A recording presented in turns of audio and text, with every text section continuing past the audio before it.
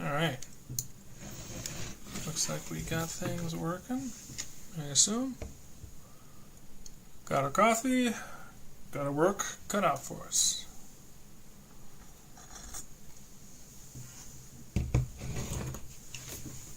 Okie dokie, where we left off.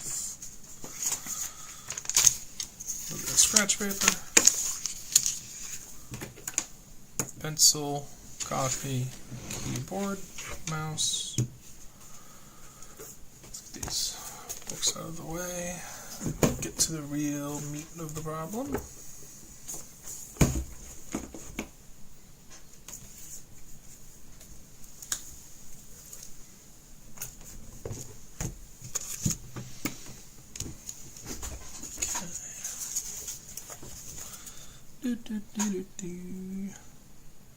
Alright, so we last completed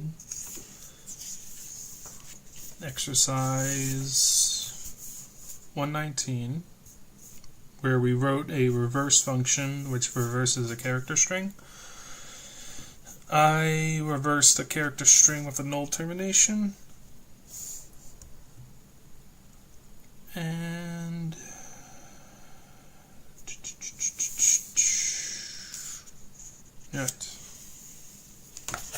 let's reread quickly because I haven't read this in a while, or I've read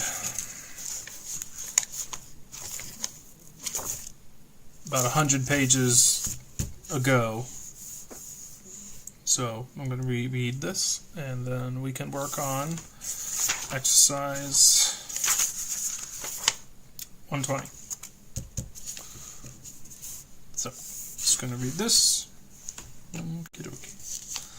So section chapter 1, section 10 on external variables in scope. Variables in main, such as line, longest, etc., are private or local to main. Private and local meaning the same thing. Because they are declared within main, no other function can have direct access to them. Okay, let's write out what that means. So we have our function main, and within it, the curly brackets, the function body.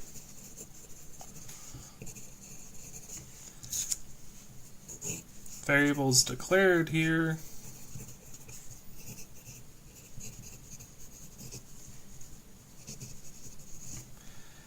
are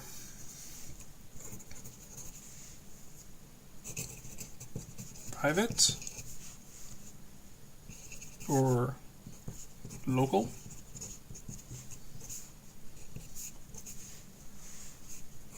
Meaning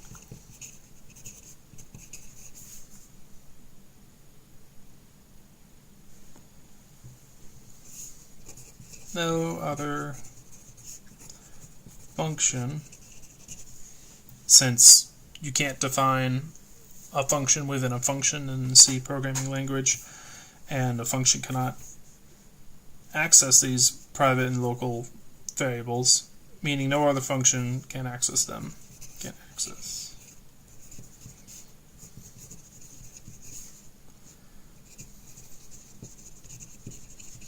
Okay.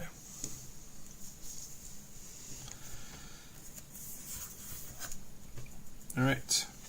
The same is true of the variables in other functions. Okay. So I'm thinking, say we have a function, call it func, and give it a body. Variables declared within the body of a function are private and local to this function. Okay. So I wonder if this is a property of sort of the curly brackets, the body, rather than a function itself? I guess we'll find out. Alright, so each local variable in a function comes into existence only when the function is called.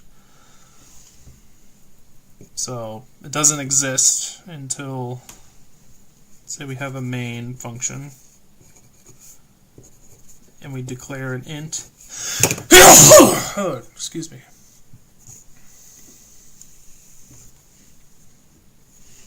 We have an int x. Alright, and then say we call a function func, and say func has, say, another, say a character y. Alright, so we enter main, we build this x,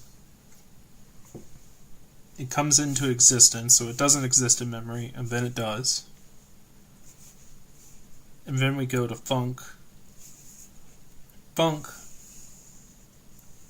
once we enter it generates, creates, spawns, not sure the word, but loads into memory a new character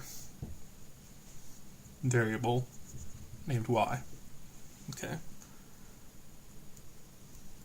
It disappears when the function is called. So after we execute func, that character y gets deleted from memory, or I believe the memory gets freed up. So now it's available for use after the function closes. I think that's the case.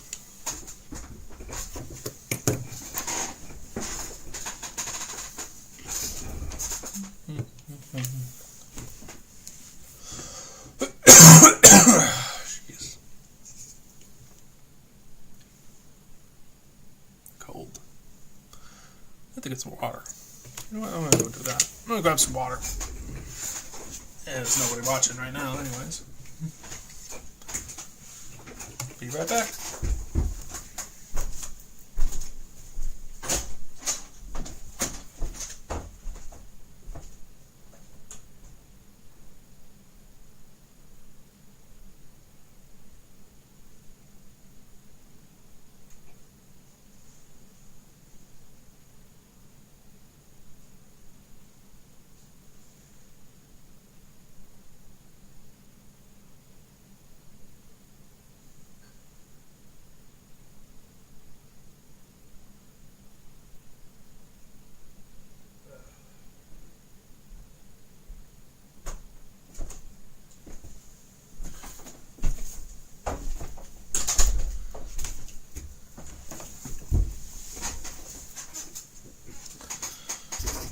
Got myself a glass of cool water. Good old city tap water.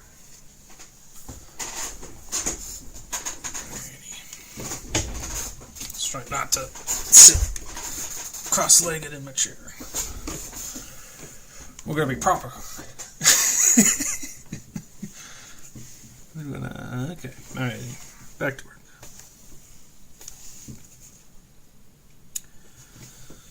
Where were we?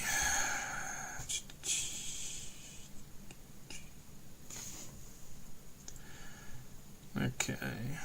Alright, now, because variables declared within the body of a function are private and local, they don't see each other, and so they're unique to this function, or unique to each call of a function.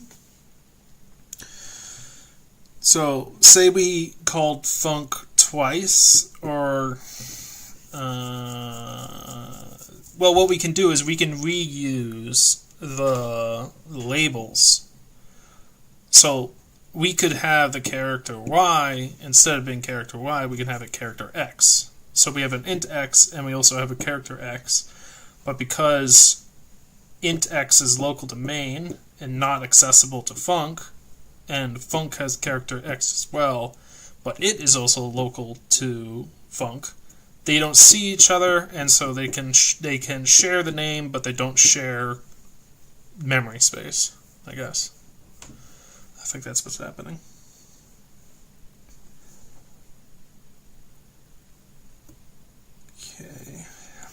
And this is why such variables are usually known as automatic variables, since they are automatically created and destroyed.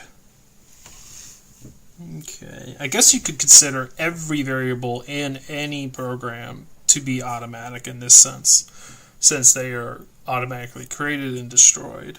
But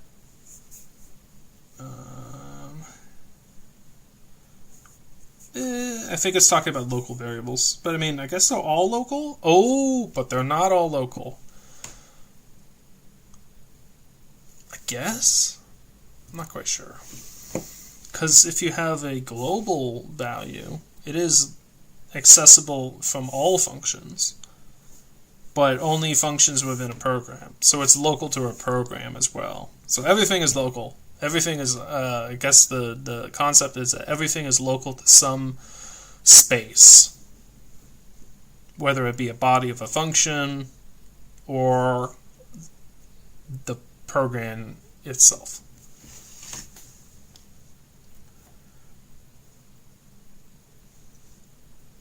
Okay, following the terminology in some other languages, so I guess the definition of automatic, or the use of the word automatic, is used in other languages. I'm not sure about that in other languages. I do know about the auto keyword in C++, as well as I think auto in Python, maybe? It's been a while since I've done any Python. Okay, so we will use the term automatic henceforth to refer to these local variables. Chapter 4 discusses the static storage class, in which local variables do retain their values between calls. Alright, so we're in Chapter 1. We're a bit away from that. Okay. And that's actually very useful. Static variables are useful, I believe.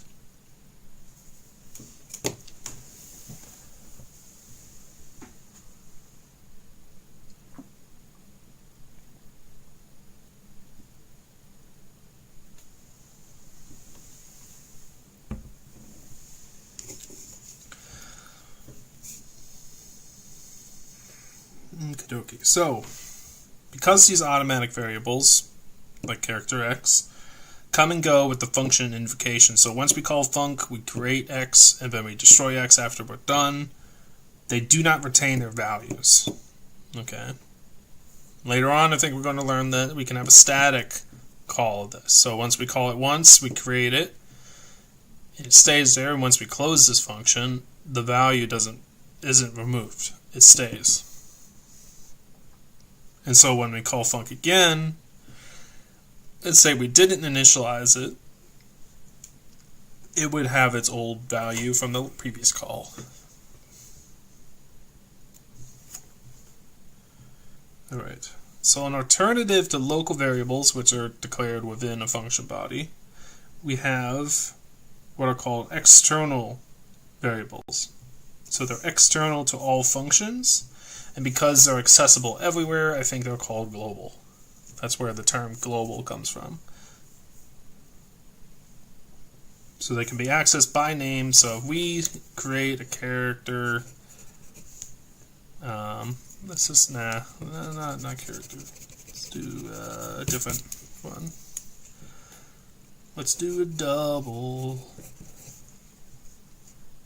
T, time, because that's actually generally time stuff ends up being global as you're doing like testing and stuff, as I found. Okay, a double T. Alright, so this is an external variable accessible by all functions declared after.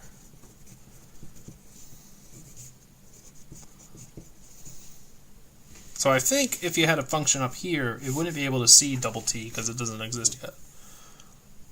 That's what I'm thinking.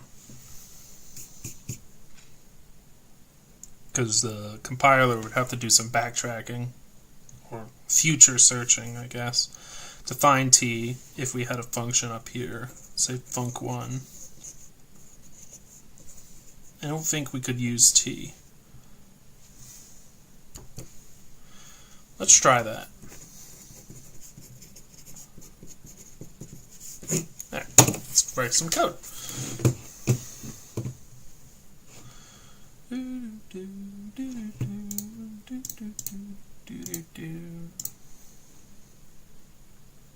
Let's do an empty C++ project, and we're just going to call this. Let's see. External, internal.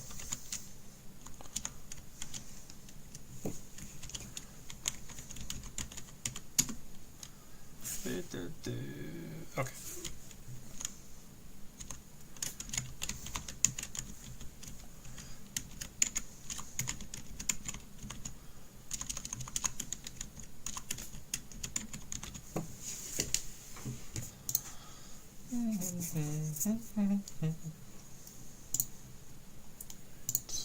Save this.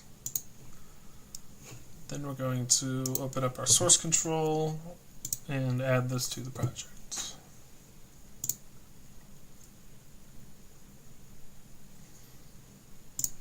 Switch my workspace.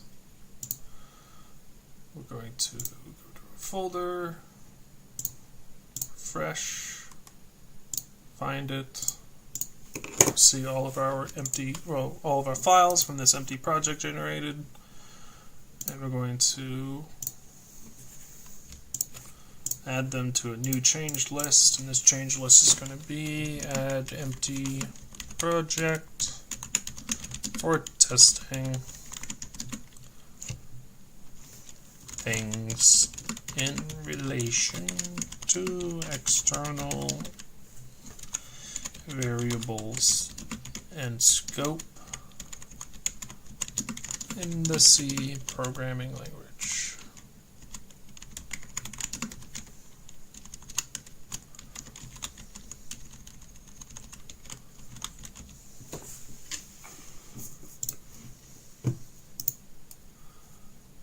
There, we're going to check this out. So we can submit that from last night. Should have submitted that. Okay, now we can submit this one. Right. And then we want to go check out our code with the new change list, because we're going to add main.c that will contain all the code that we will include in this project.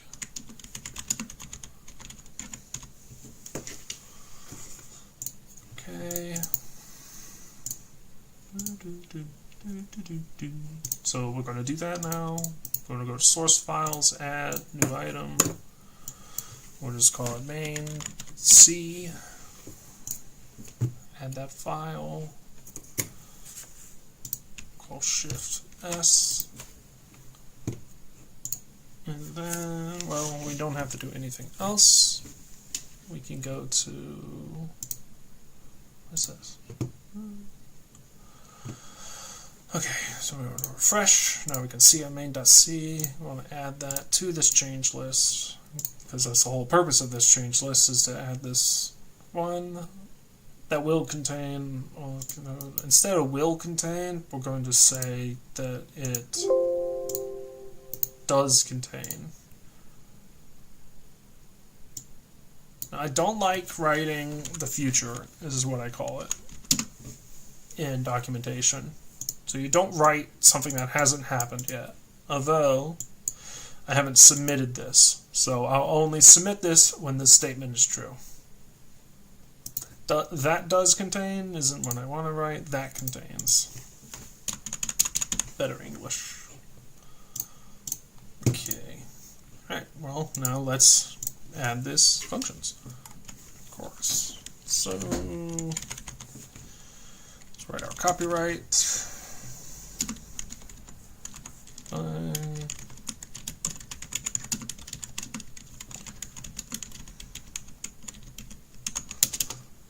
Okay, purpose, this program shows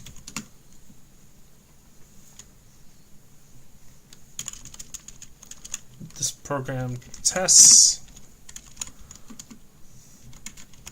scope rules for external, internal variables in the C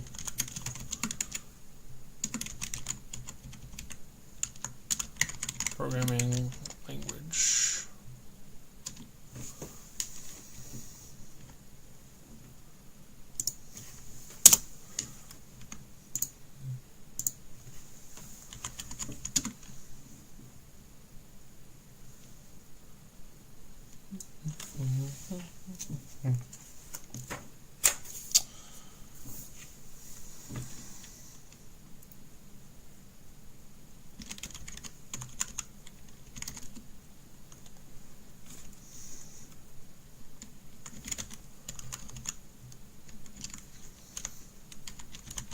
Chapter 1, Section 10, external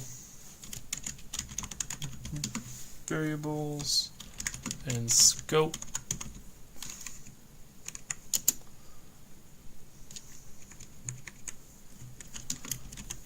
On page 31 of C programming language.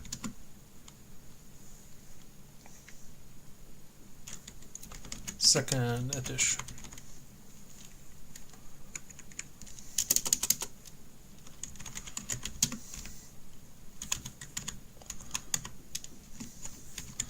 Is an external variable outside of any function available to be called accessed by name in any function.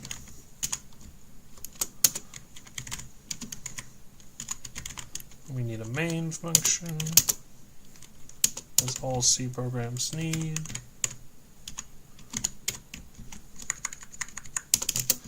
And let's define a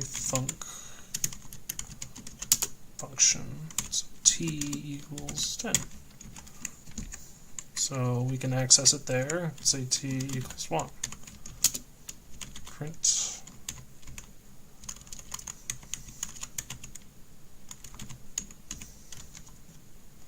Alright, so we can't use printf until we include it. So from the standard library, stdio, standard IO header, and then now what is the declaration? Wow, what luck!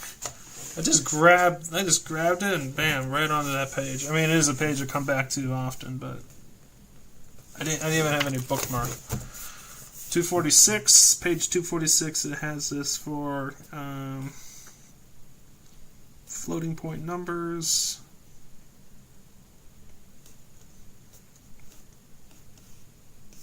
So we want a double. Where is a double?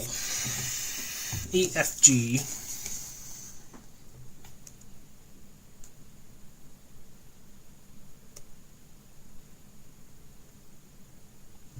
D for decimal int, I for int, octal integers, integer, hexadecimal integers, C for char, S for string, terminated with O,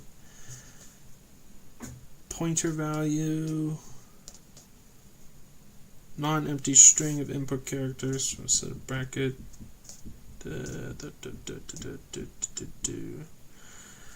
I don't see one for a double.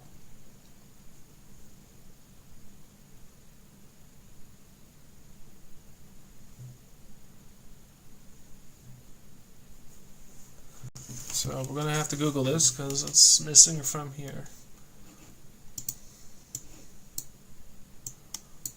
Okay, so print f variable pair for double.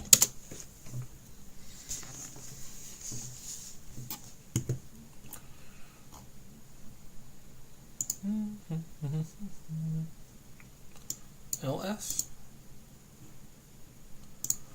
long float same as F.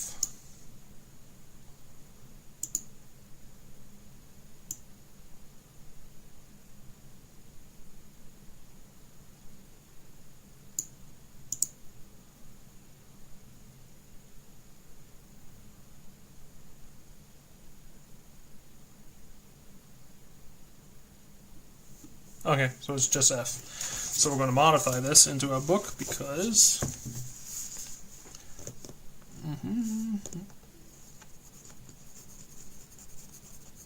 there. And we've marked our book, but that's new information.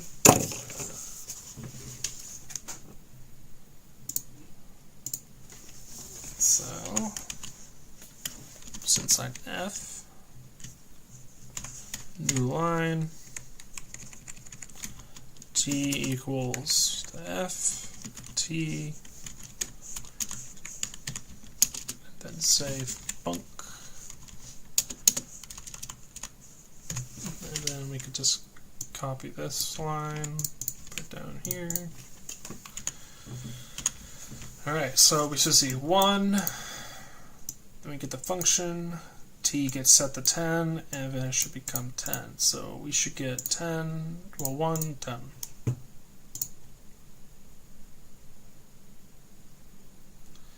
T equals 1, T equals 10. Alright, that works. Now, let's try this that we wrote down here. Can we use the func 1? Can func 1, which is above T, use T?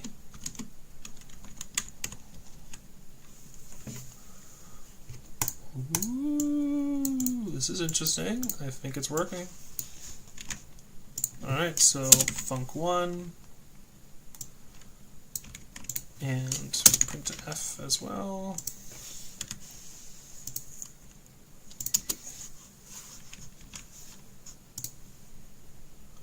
Oh, we got a build error. We can't do that.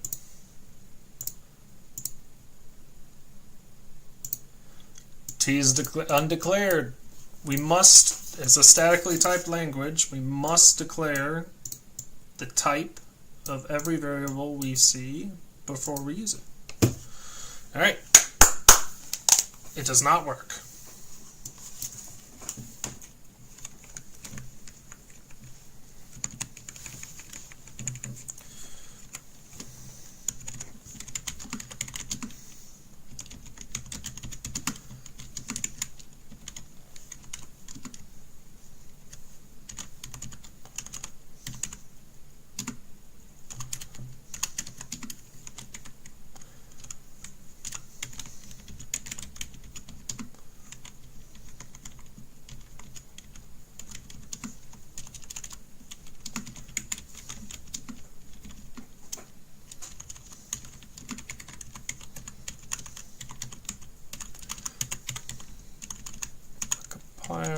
Okay, so that line T equals 20 and func 1 generates the C2065 error, which is an undeclared identifier error.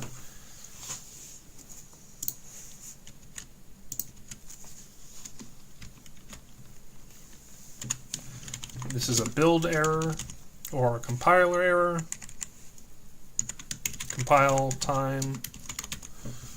Because the compiler requires that all variables must have a declared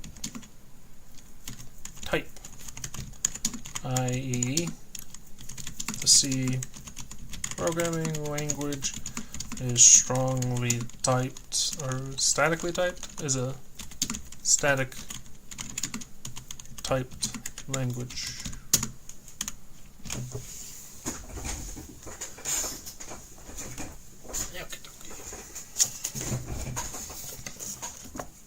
Let's go back to where we were. Okay, so I'm glad we tried that.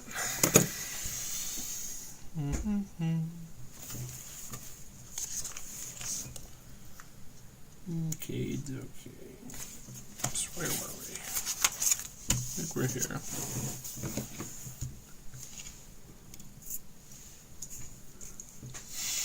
Alright, so it looks like there is a familiar mechanism from Fortran and Pascal variables declared in the outermost block.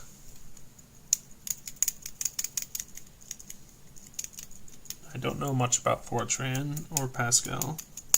I'll take their word for it. Because external variables are globally accessible after they're declared, of course,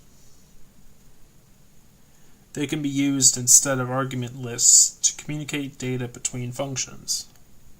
So function 1 can make t some value, and then say we had a function down here, func2. So function 1 sets t to 10, and then func2 t equals 20.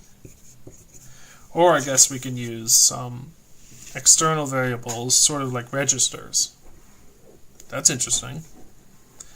So we can have like a double, we can like create our own registers. So like double reg1, double reg2, double reg3. We're going to like yeah, just two. Two double floating point.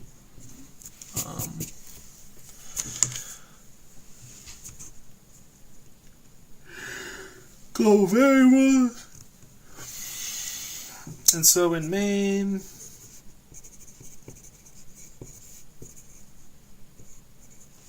we can set reg1 to equal, say, 1.0, reg2 to equal 2.0, and then we can have a function called add, which, okay, we do need a third register. I kind of forgot my assembly.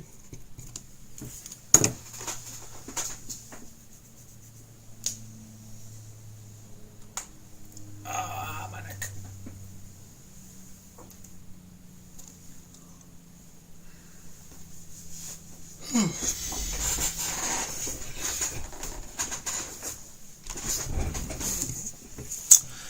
Okay, so we can have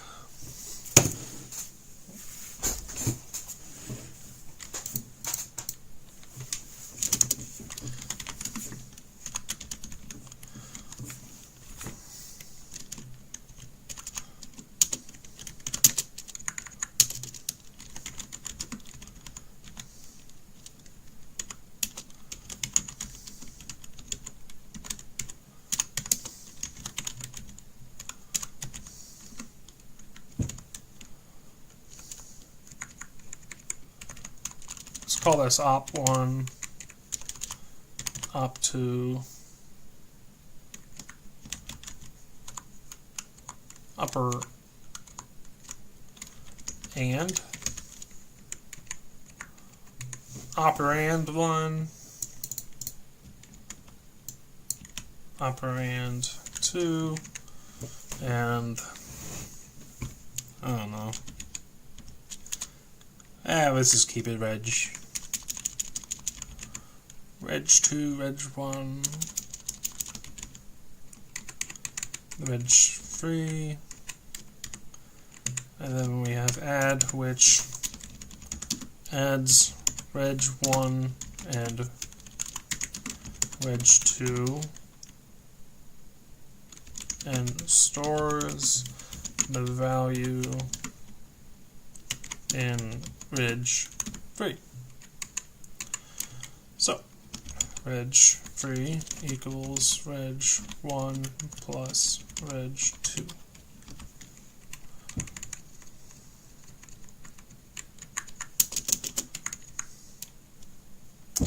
So reg1 equals 1.0, reg2 equals 2.0. We want to add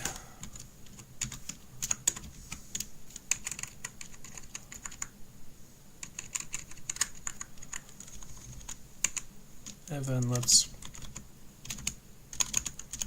printf reg3 equals f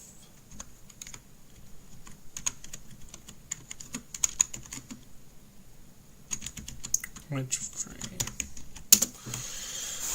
Give this a go.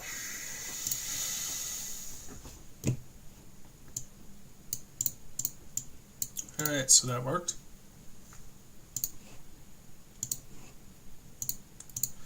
Let's do 0.2.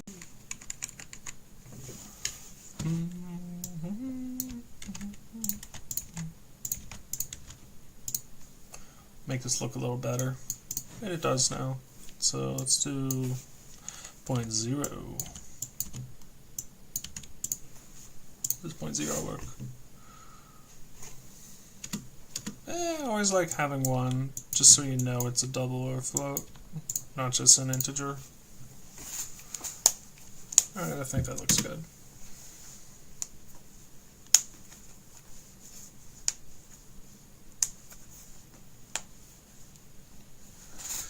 That's a progress. External variables as user-defined registers.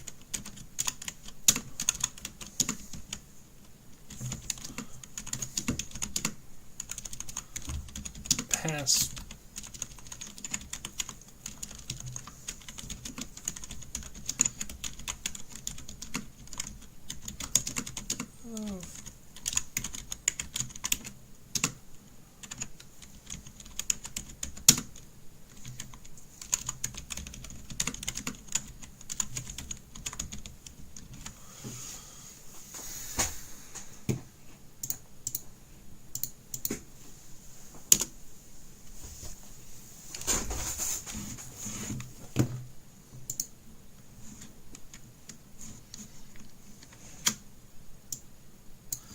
I like this very much. I think this was a nice test. I'll make this different character line.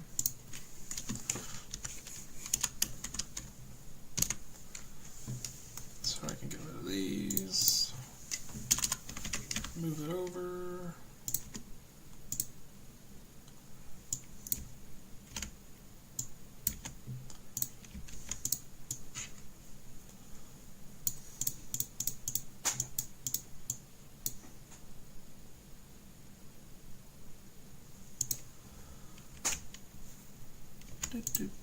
Okay,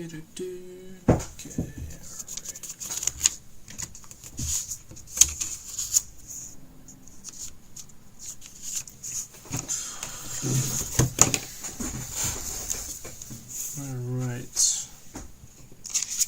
So, we just tested and used this line.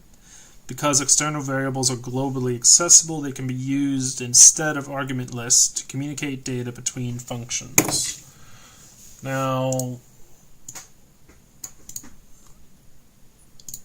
we have a function main and we have a function add, and they both access these external variables reg1, 2, and 3 to get some data passing. So the function main sets these values, and then the function add uses these values, and then the function main uses the third external variable. So data is being passed between these two functions, main and add. So we just tested and we learned a little bit more about how external variables can be used to communicate data between these functions. So we got inputs and outputs from an external variable use, because otherwise we would have had to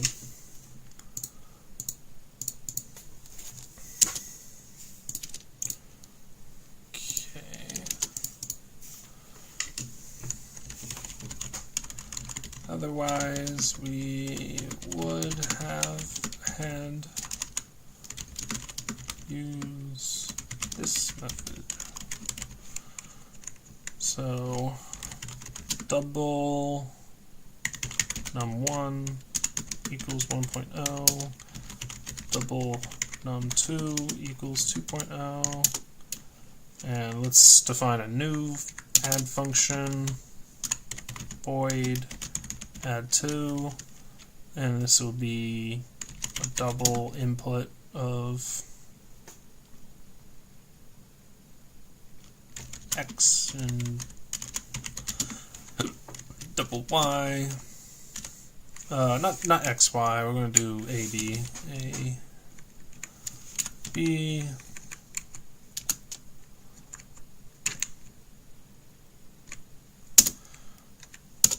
and we want to, instead of void, we want to actually return a double in this case.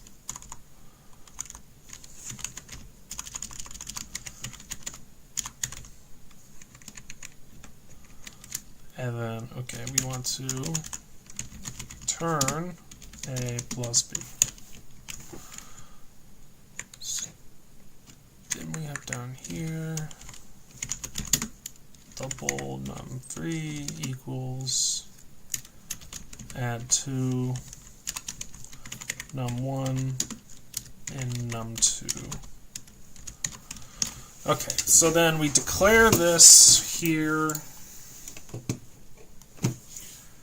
We declare a number num1, declare a number num2, and we declare a number 3, which is the addition of num1 and 2, which we pass the value of num1 and pass the value of num2 to add 2, which gets them here, now labeled as A and B, and then we quickly return the output of the statement A plus B, which returns a double, which doesn't require any conversion.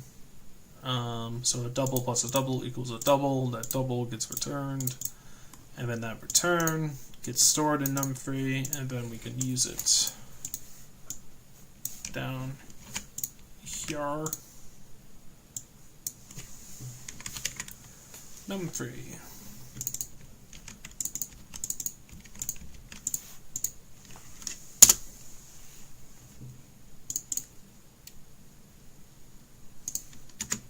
Let's change these numbers around. So let's do 3 and 4. Just so it's a different number than the reg3 up here.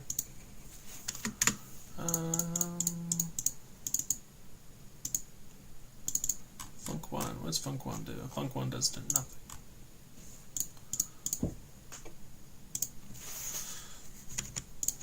Okay, so here we go.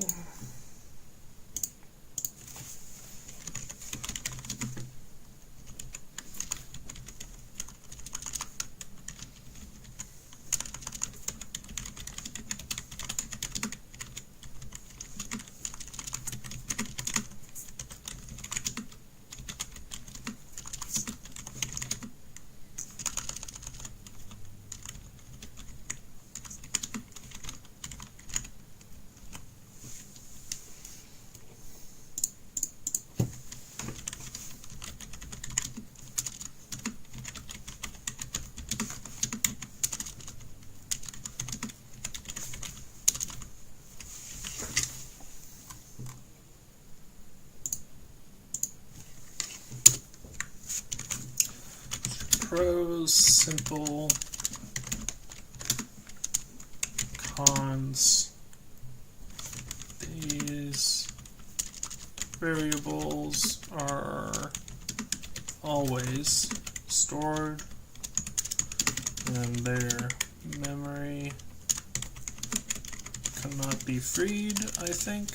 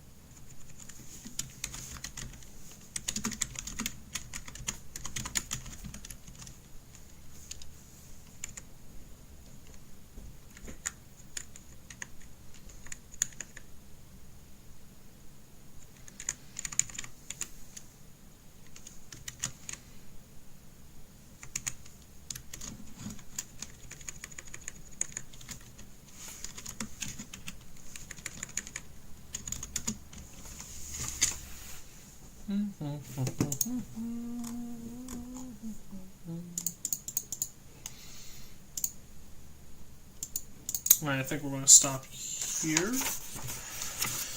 on this little program, testing out these things until we hit something new. I'm going to use the restroom and be right back. So,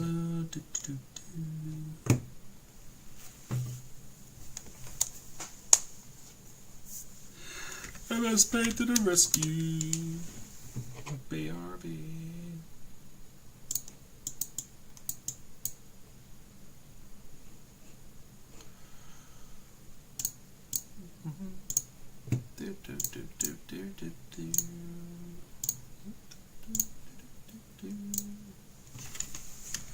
Be right back.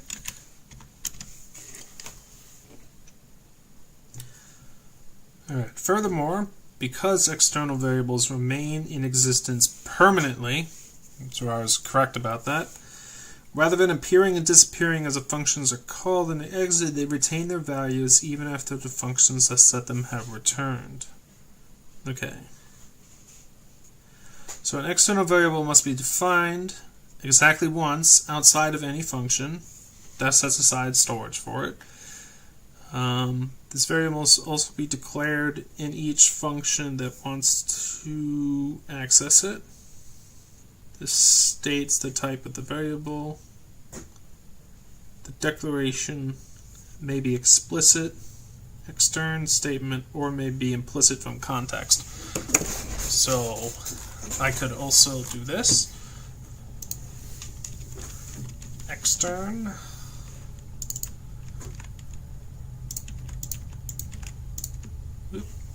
Booble.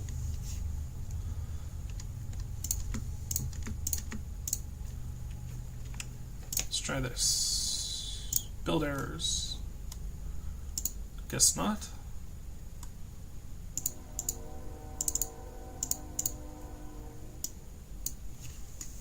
Oh, I know what's going on.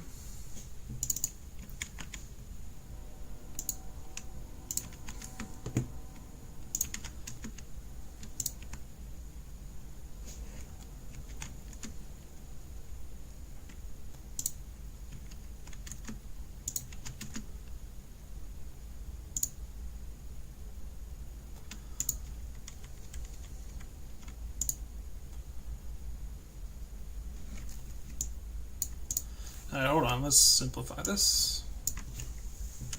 Let's just try to extern t.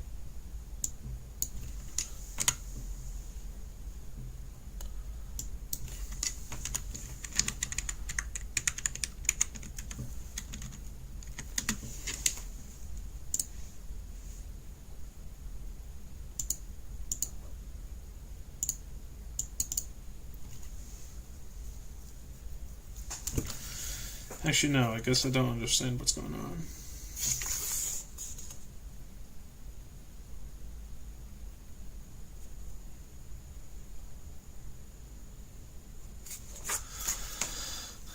Okay.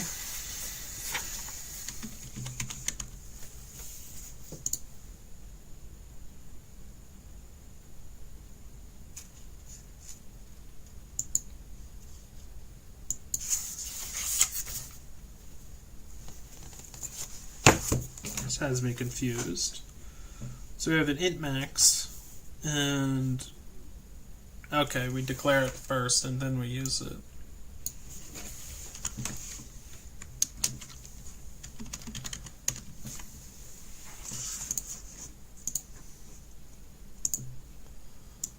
I get rid of the other extra stuff I did.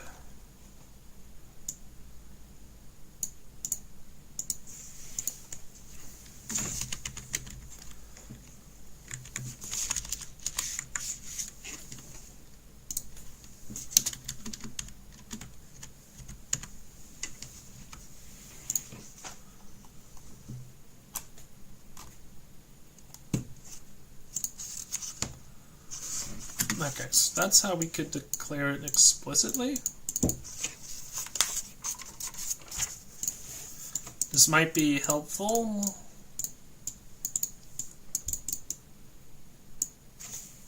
I'm not quite sure when, but it might be helpful.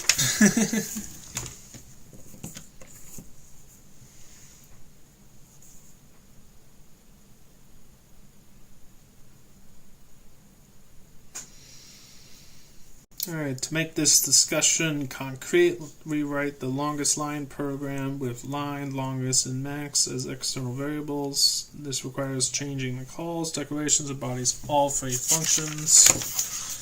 So we have this function here called longest line. Let's write it ourselves as well. Let's sort of write it from the book. Alright, let's close this.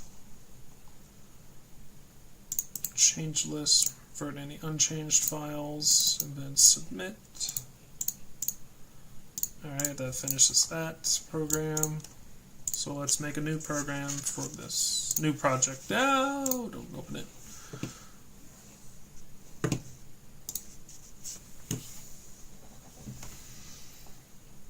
Get a new program.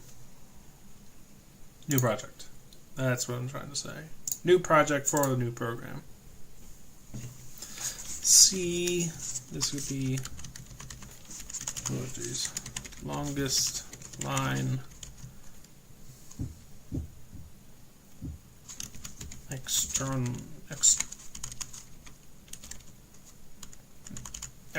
longest line extern.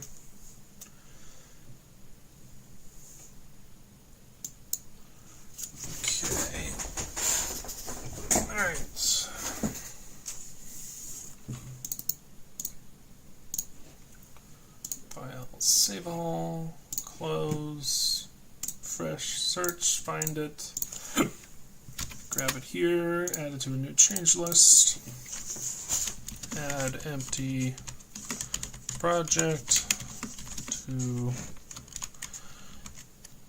write the quotes longest line program from the C programming language.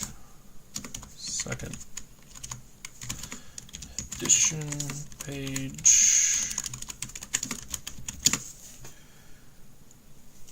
32.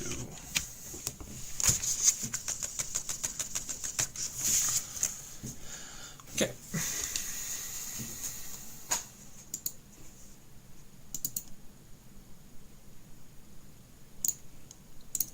Submit this change list, and we're going to check out this. We want to add main.c that stores code for longest line project.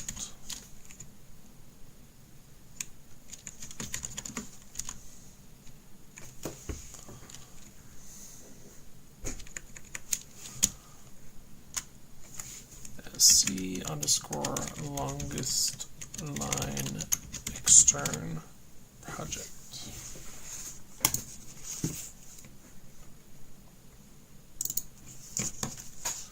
Open the solution, add a new source file, main.c, And we're not going to copyright this because this isn't our code. This is straight from the book.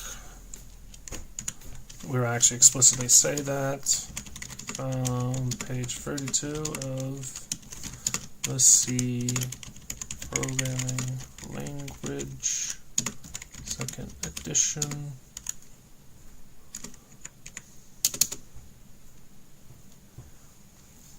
Alright, so we're going to include, of course, standard IO.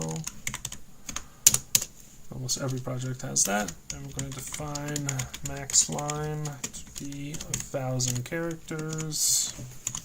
This is the maximum input line size that we're going to process, because we could input more, but we're just not going to, and we have to declare how much space we're using. Alright, so we're going to declare an external variable named max, which is an integer.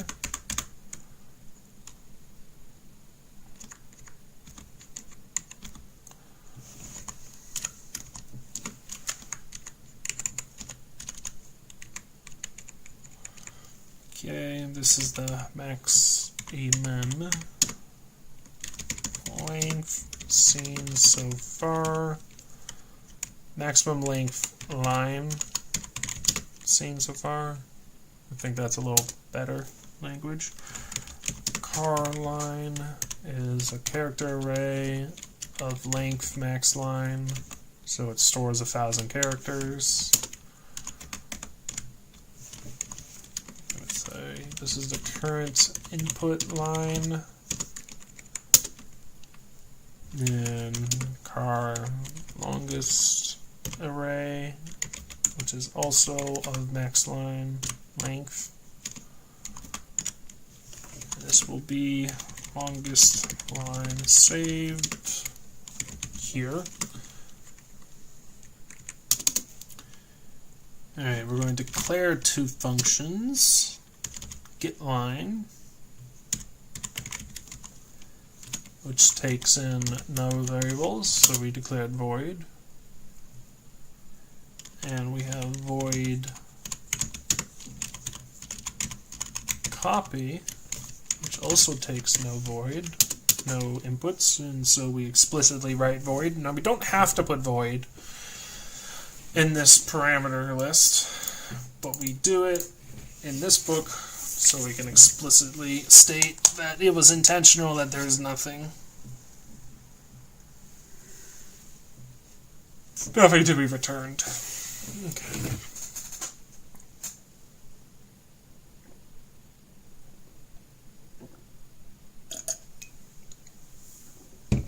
Good water. Thirsty work talking. Okay, so then we write the purpose of this program. Print longest input line, specialized version. Okay. Now we don't declare an int returned from main because it's implied, but I'm gonna do it anyways, because if we're gonna do this to be explicit, we might as well do this to be explicit as well. That makes sense to me, because it doesn't make sense to not be explicit everywhere. Okay, so int len. Alright, I'm not sure what len do. And we're going to declare external variable int max. So this external int max is the same as this int max down here. And despite the fact that it is accessible without doing this step, so this is an optional declaration of max to be an external variable we are using. Could that work like this?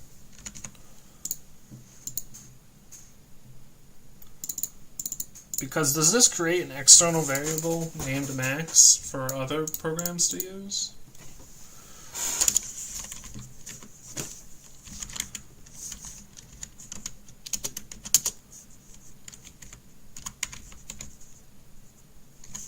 It appears so.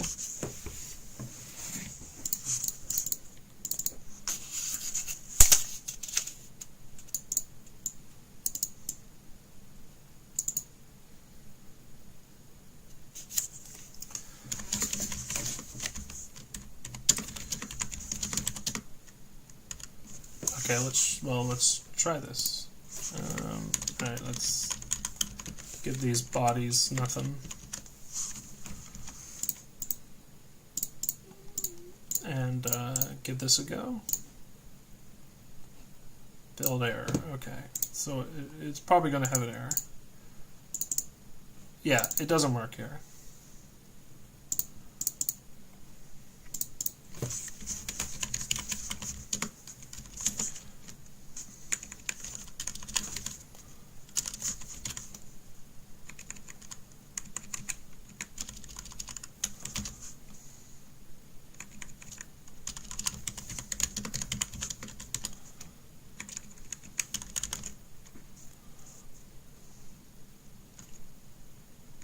So it cannot be used to declare an external variable within a function to be used outside of the function.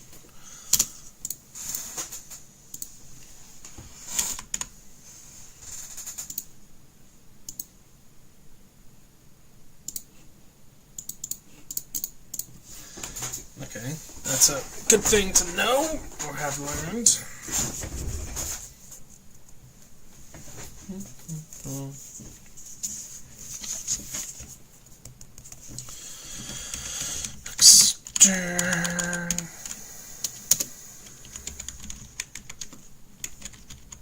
Character array, longest.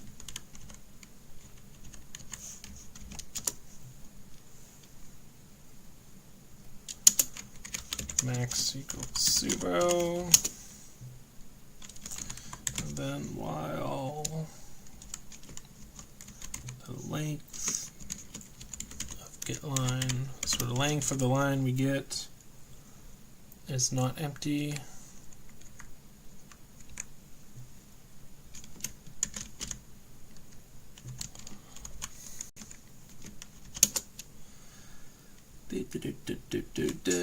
If the length greater than max,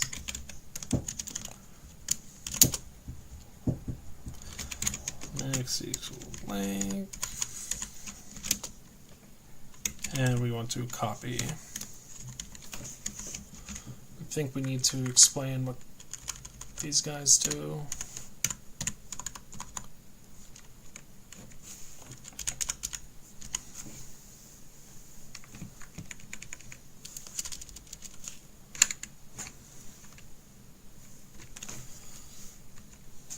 Alright, else we're not going to do anything.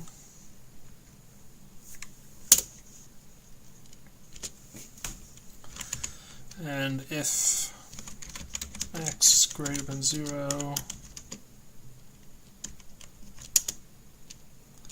we want to print f the line that we have received, that is the longest.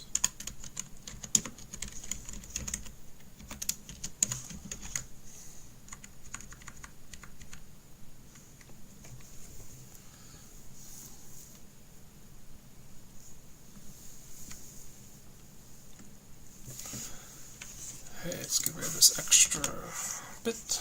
Alright, now we have declared these functions up here, but now we define these functions or declared them. What the hell is this called? I think it's a declaration, but then a definition. So let's actually define what the function does. So int getLine down here, void int c and I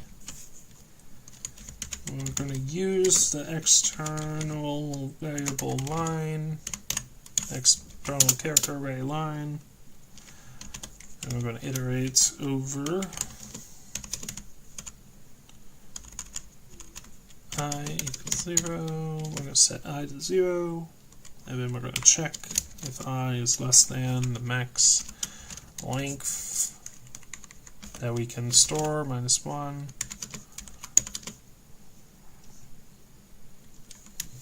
As well as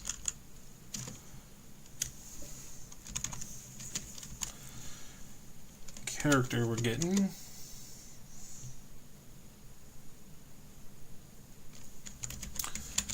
Char.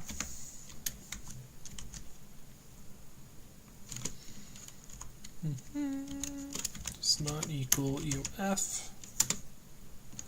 And C does not equal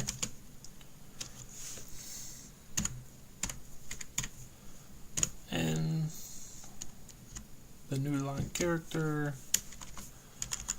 plus I, or I plus doesn't matter. Okay, line I equals C, the character we have, unless we break early. And if C was broken early because it was the new line character, we're going to set the line character to be the new line character, and I plus I. And then down here, we want to set the last character of the array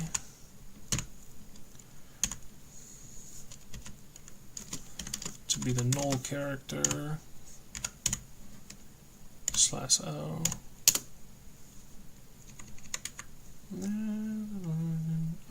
Then we want to return I, which was the length of the character we got.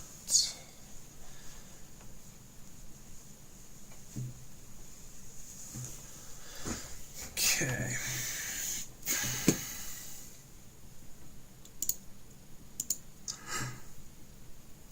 Okay, so why did we care about this?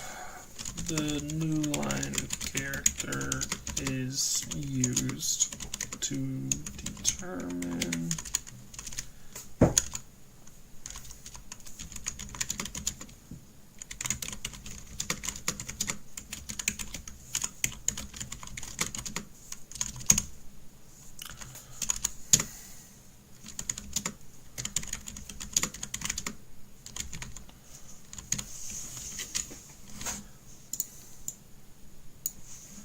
and calculation of line length.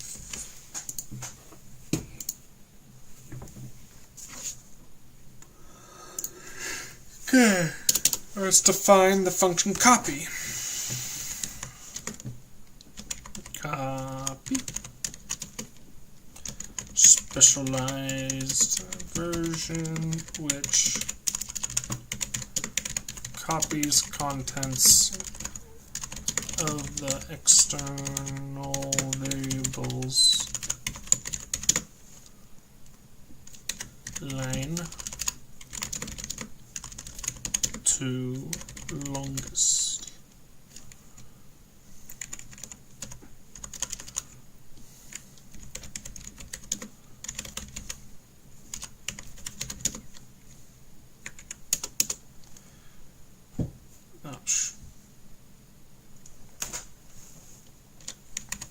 Void copy void. I want to declare a local variable or an automatic variable called I. We're going to declare that we're going to use the external variable, the character array line, as well as the character array longest. I'm going to set I to 0.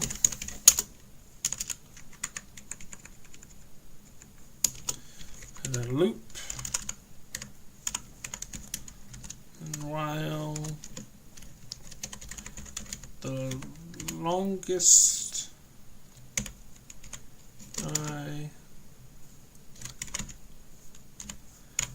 so while the variable we just set in longest is not a null character, we continue on incrementing I up.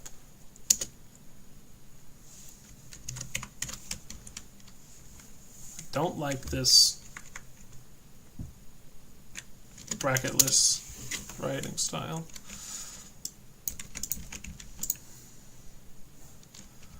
Okay.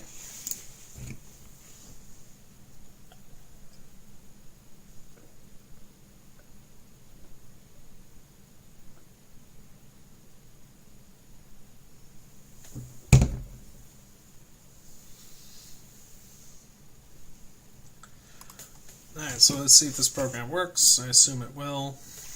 So, this is a line. This is a longer line.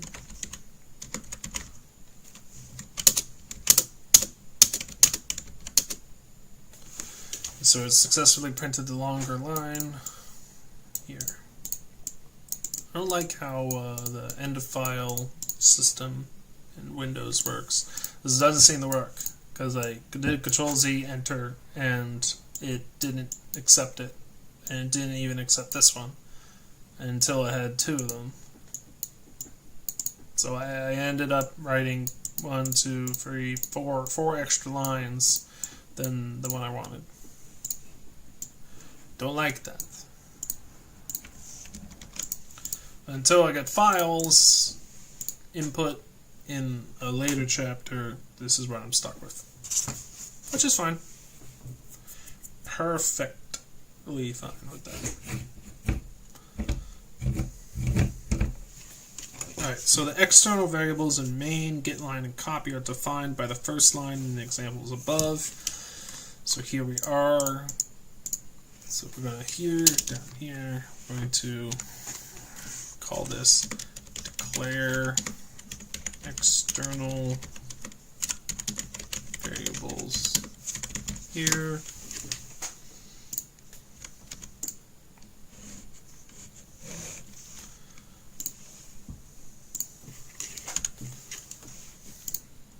Okay.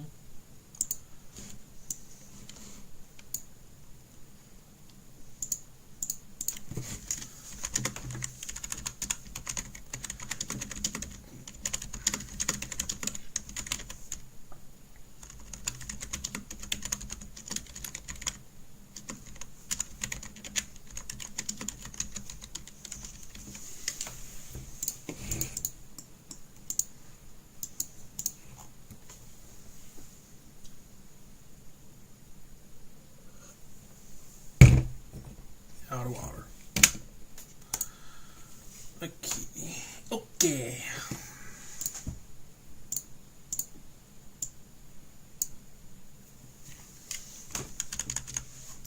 I don't like the ordering of this.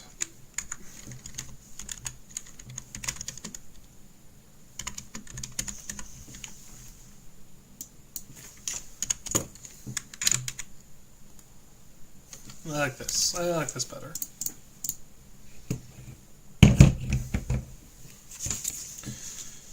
First line, which state their type and cause storage to be allocated for them. Syntactically, external definitions are just like definitions of local variables, but since they occur inside the function, the variables are external.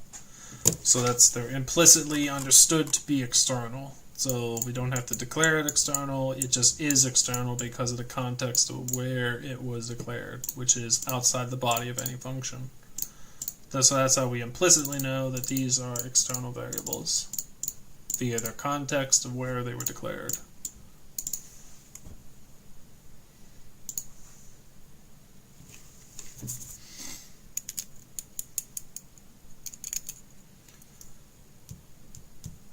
Before a function can use an external variable, the name of the variable must be made known to the function.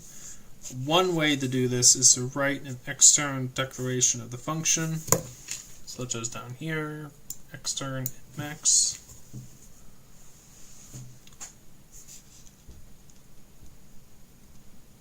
Declaration is the same as before, except for the added keyword extern. In certain circumstances, the extern declaration can be omitted.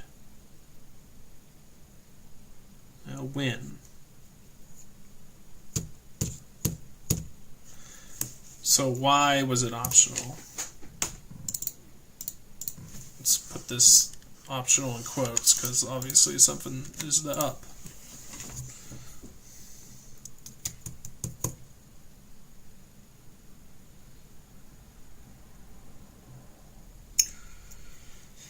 If the definition of an external variable occurs in the source file before its use in a particular function, there is no need for an external declaration in the function. The external declarations in main, getLine, and copy are thus redundant. Okay. So this isn't optional, it is redundant.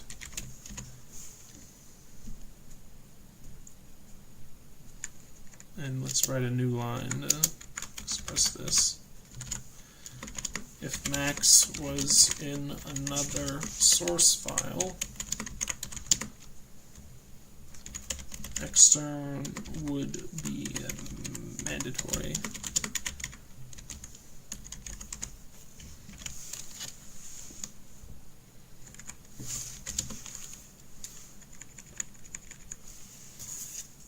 Extern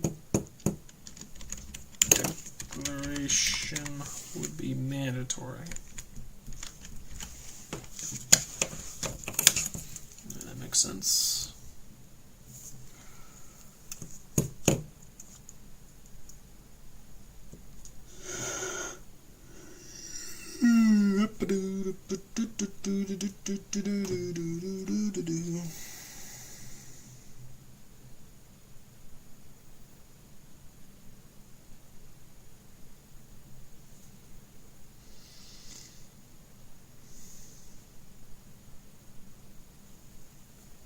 Okay, so because we have to do that, because it's in different files, and having programs and variables in separate files, it looks like it is a common occurrence or usual practice to collect external declarations of variables and functions in a separate file called a header file, right? And that is included later using the hashtag include at the front of each of the source files. So the suffix .h is conventionally used for header names, the functions of the standard library. For example, declared in header files such as the stdio.h file. This topic is discussed at length at chapter 4. We're not there yet. Actually, have I read past that?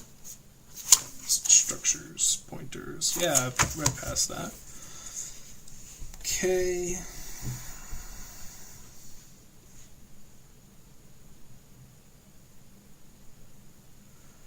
Alright, so since the specialized versions of getLine and copy have no arguments, logic would suggest that their prototypes at the beginning of the file should be getLine and copy. But for compatibility with older C programs, the standard takes an empty list as an old-style declaration and turns off all argument list checking. The word void must be used for an explicitly empty list. So that's what it is. So if we want to explicitly say that there isn't a function getLine that takes in arguments other than nothing, we have to explicitly say that getLine function takes in no arguments, we provide void. Because of older C programs, take an empty list as an old style declaration. Turns off argument list checking. Discussed further in chapter 4, so I guess we're going to get there eventually.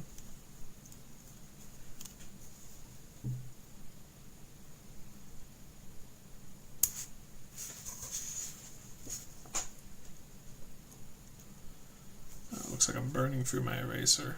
Soon I won't be able to pull it out.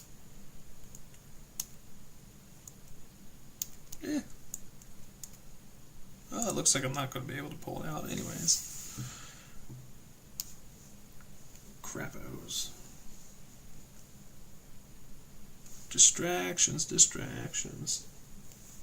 Everywhere you go.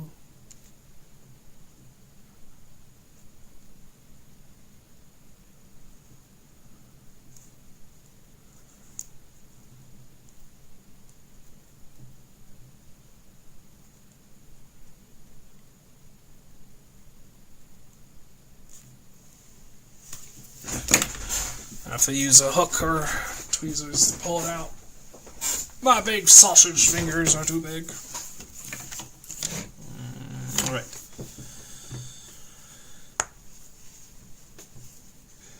Okay, we should know. Excuse me.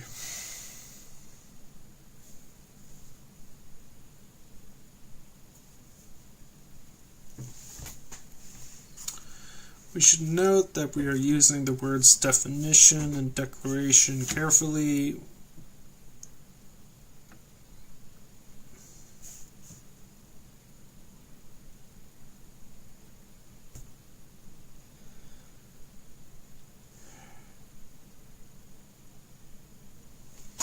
Carefully, okay. So we define a variable up here.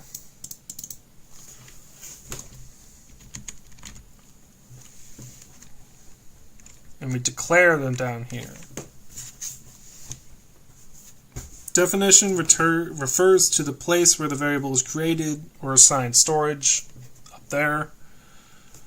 And declaration refers to places where the nature of the variable is stated, but no storage is allocated. So we're going to state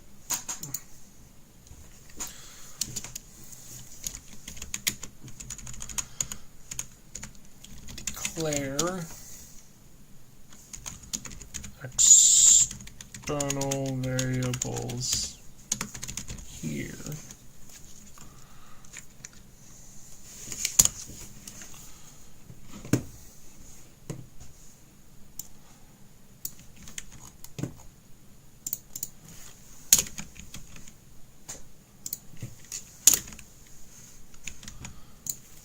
Okay.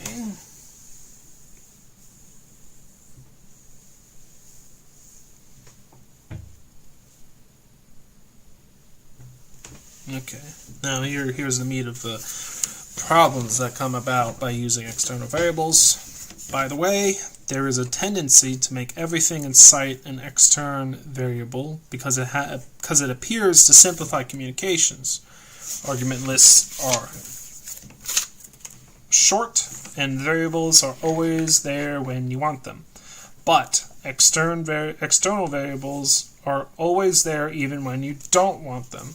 Relying too heavily on external variables is fraught with peril, since it leads to programs whose data connections are not at all obvious. Variables can be changed in unexpected and even inadvertent ways, and the program is hard to modify.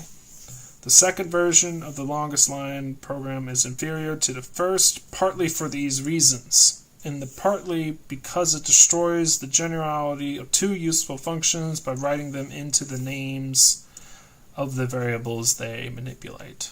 So, this getLine function, because it relies on an external function, isn't as portable, because we need to grab this as well as this,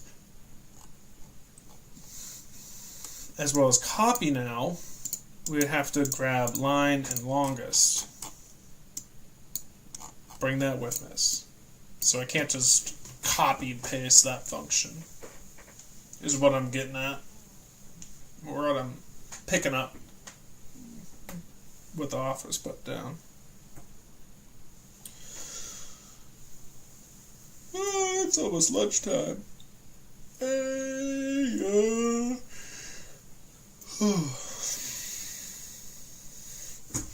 Let's keep on going. Alright. At this point, we've covered what might be called the conventional core of C. With this handful of building blocks, it's possible to write very useful programs of considerable size. Very, I added. And it would be a good idea if you paused long enough to do so.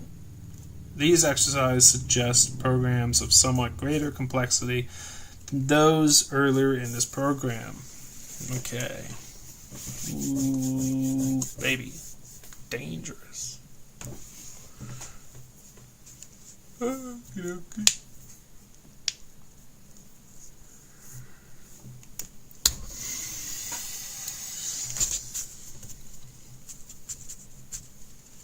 Oh, I'm tired.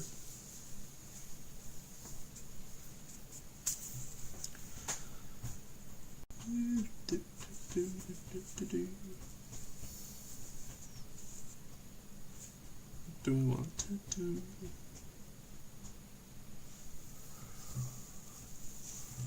What do I want to do?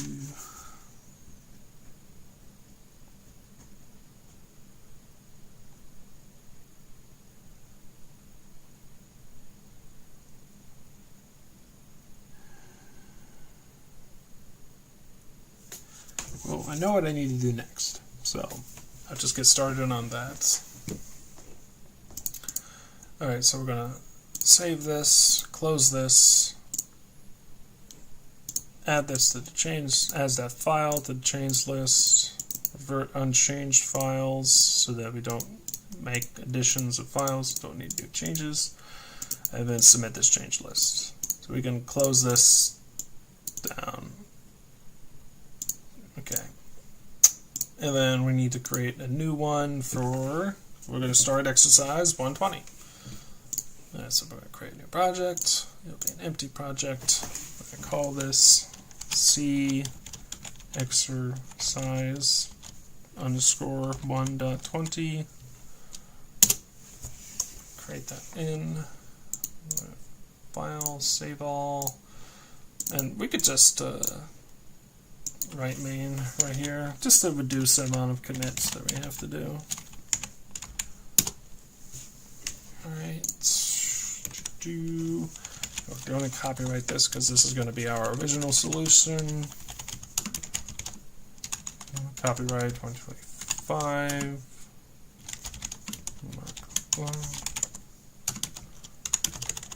Alright. User.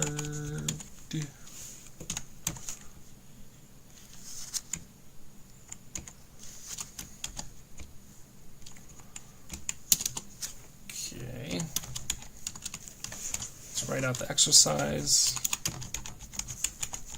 1-20. Write a program dtab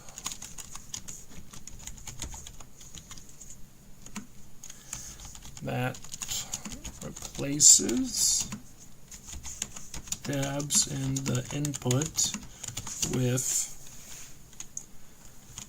the proper number of blanks to space to the next tab stop. Assume fixed set of tab stops, say every n columns.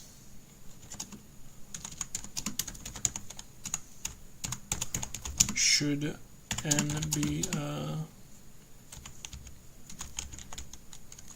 variable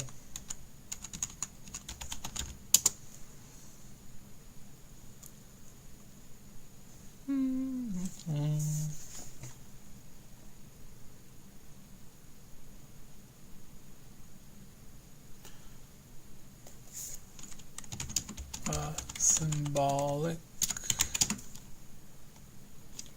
parameter.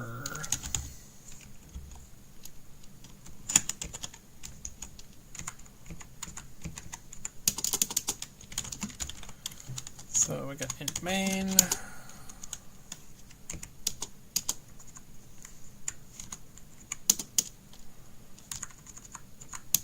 Let's declare an external. Let's define a max line.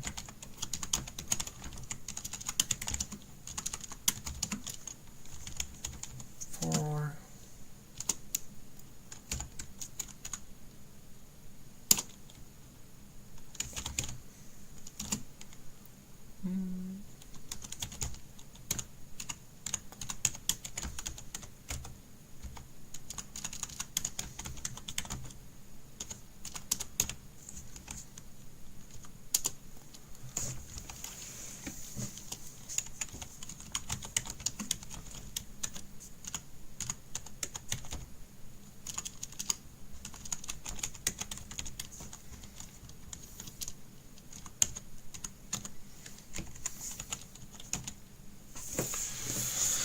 let's see these getLine functions from before, so that I don't have to rewrite the wheel.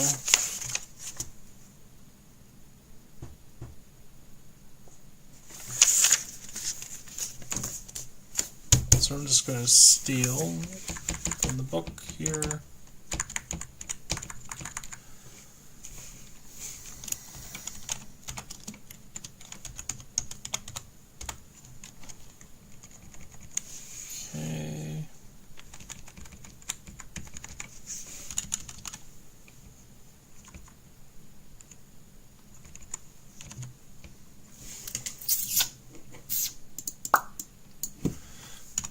This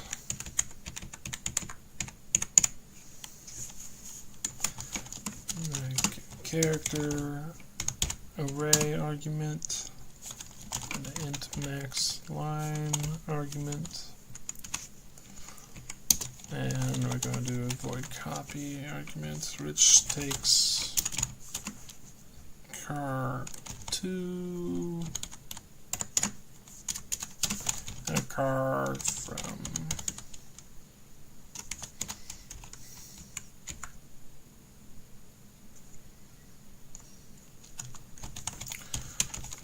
I like source and destinations.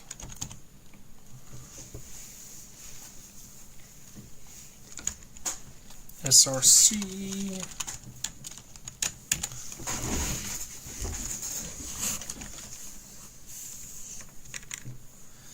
I like that verbiage. Let's define the get those functions above. Declare the implementation of the functions above.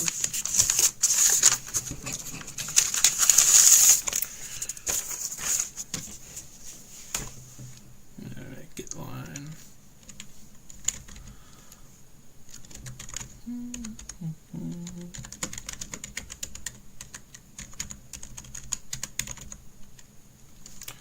Instead of line, I'm going to put this as destination.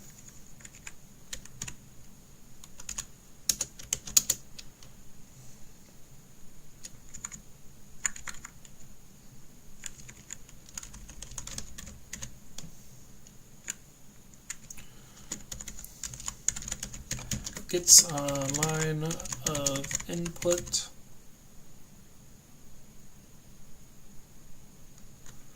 and stores it in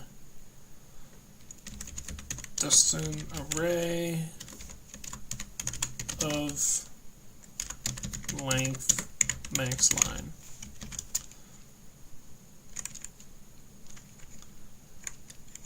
Assumed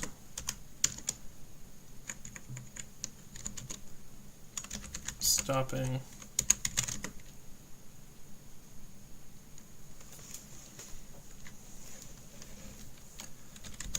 after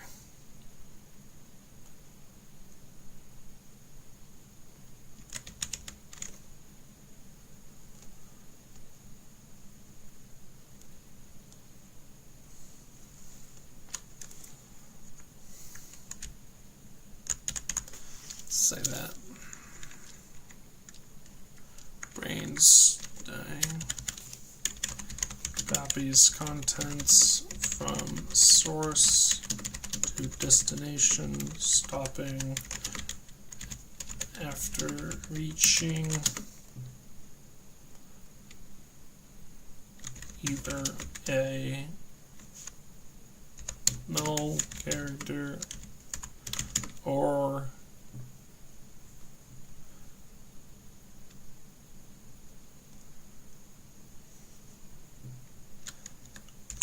character limit of max line.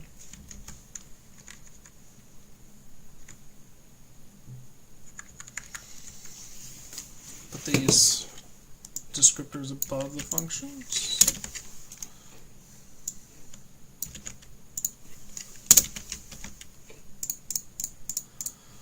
Alright, get line. Let's see, I don't like this, so we're going to do int I,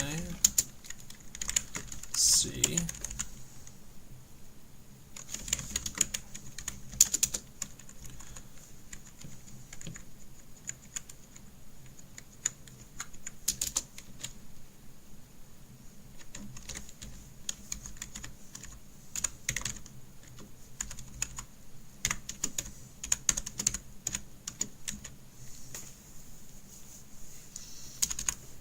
I is less than max line.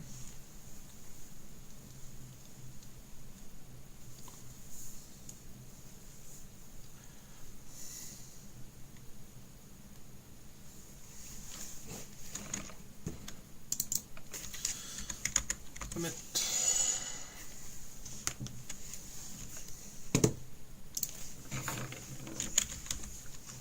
C limit.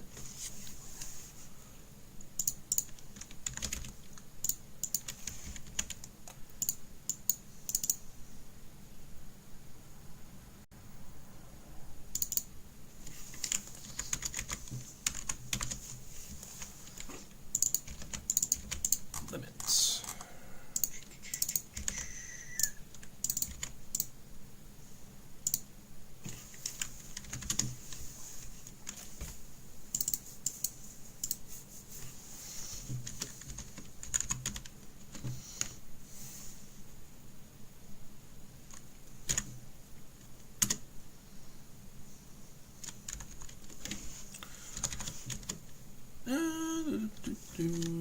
C equals get car.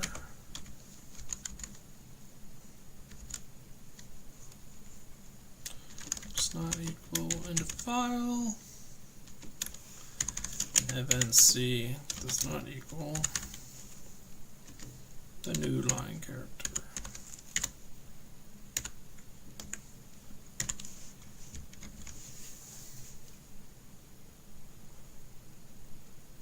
It does return the int. Alright, fine.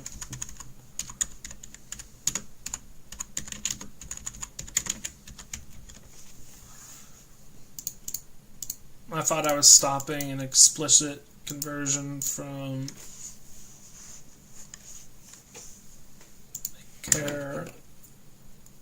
char to an int here. In reality, get char returns an int.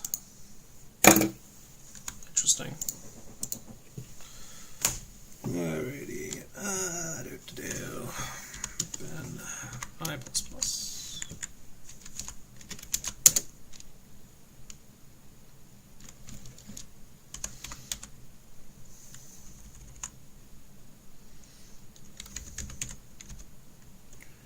Destination I.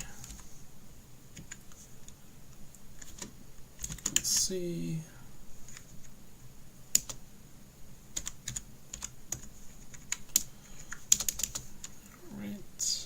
Then if C was exited because it was a new line character,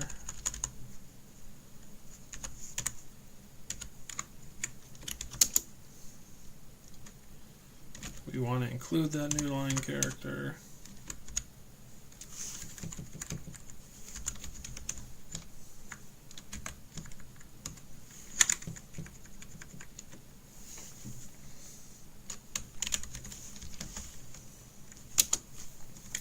increment I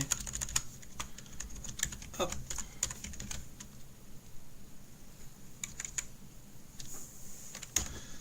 S of I. And then we want to null terminate it regardless.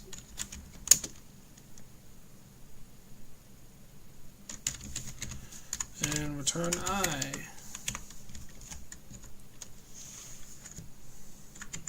So getLine was not a void, getLine was an int. This whole time, I was just wrong.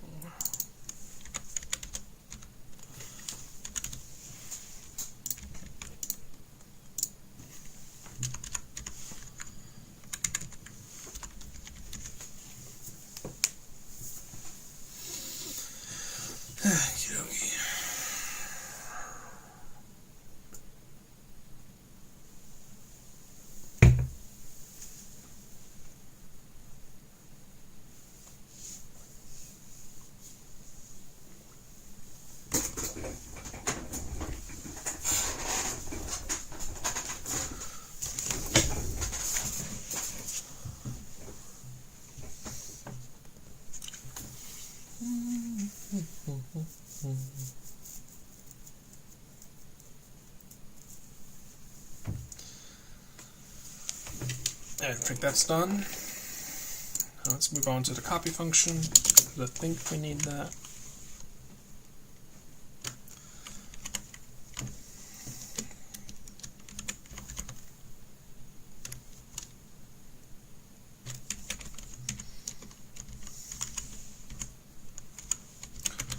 Source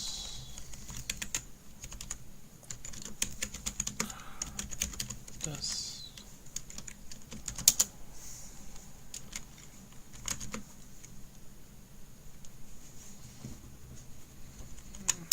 By this for I equals 0, I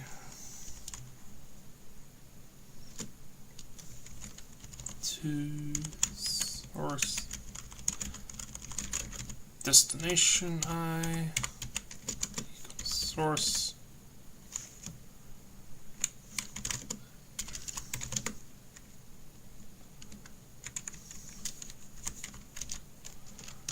not equal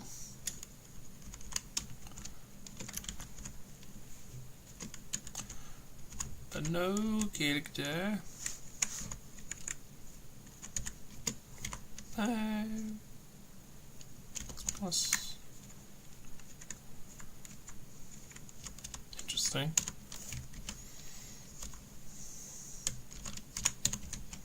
I think I could just do that.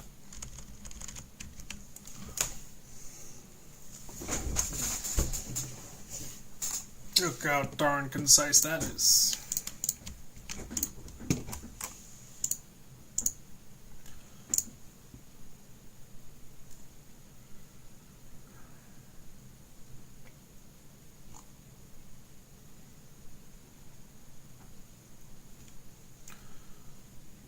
Does it?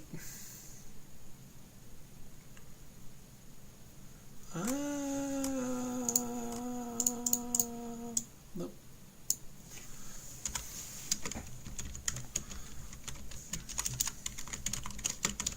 Soon to be of length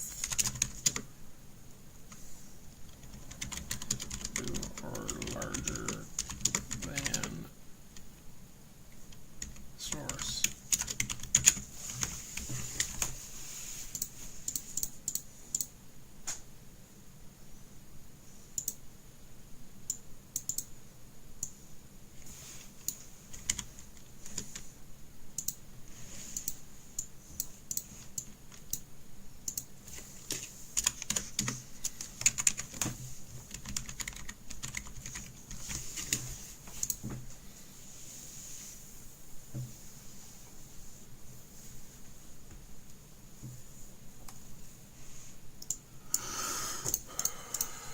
I like this. This is my function now.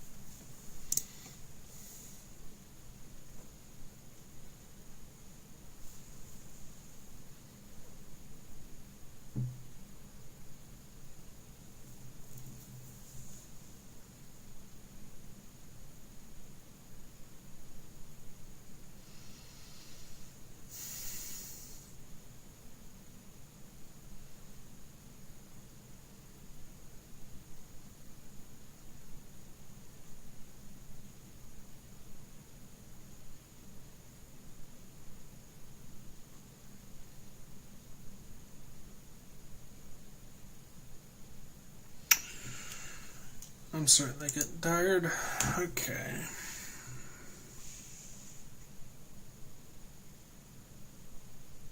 Let's stop at the 2-hour mark. Alright, so exercise D tab that replaces tabs in the input with the proper numbers of blanks, space the next tab stop, assume a fixed number of tab stops every n columns. We're going to find that n columns now. So hashtag define n to equal 4. So it's just that. 1, 2, 3, 4. Okay.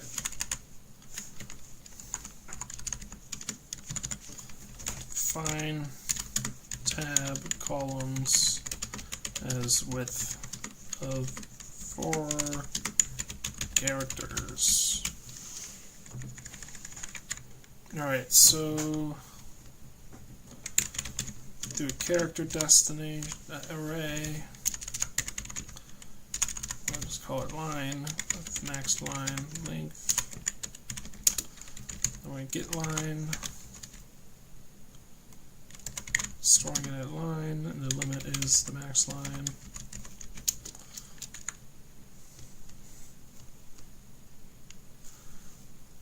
And then while this is not empty,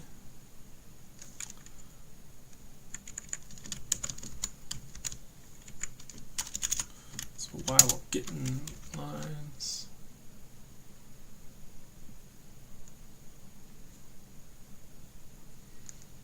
and then we want to write a new function called void dtab.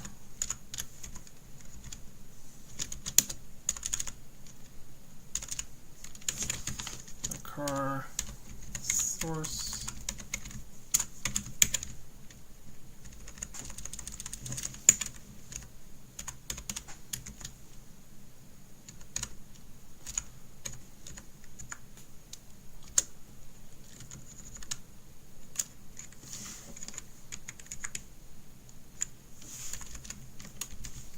array replaces every tab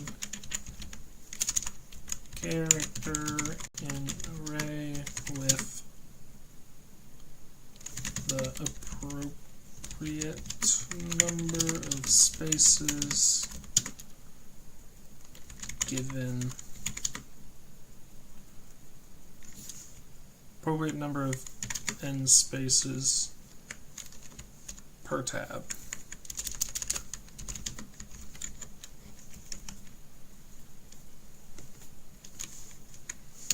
And now let's write our dtab function down here. Void dtab character array coming in.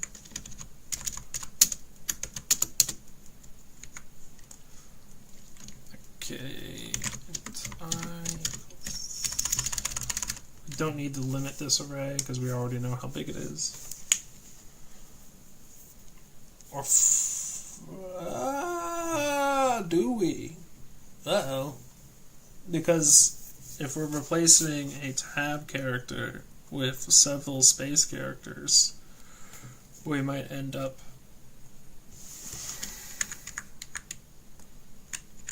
too big, and we need a limit. We can an int limit.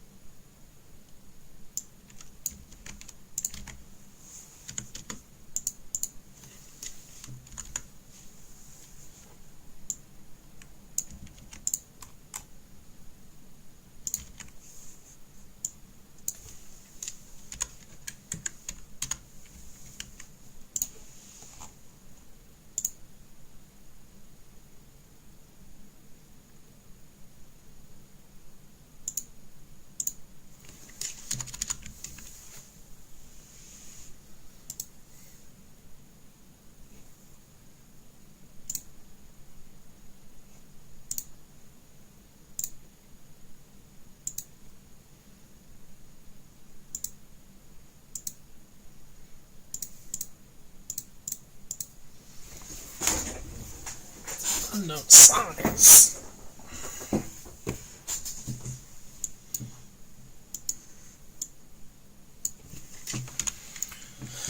Fine.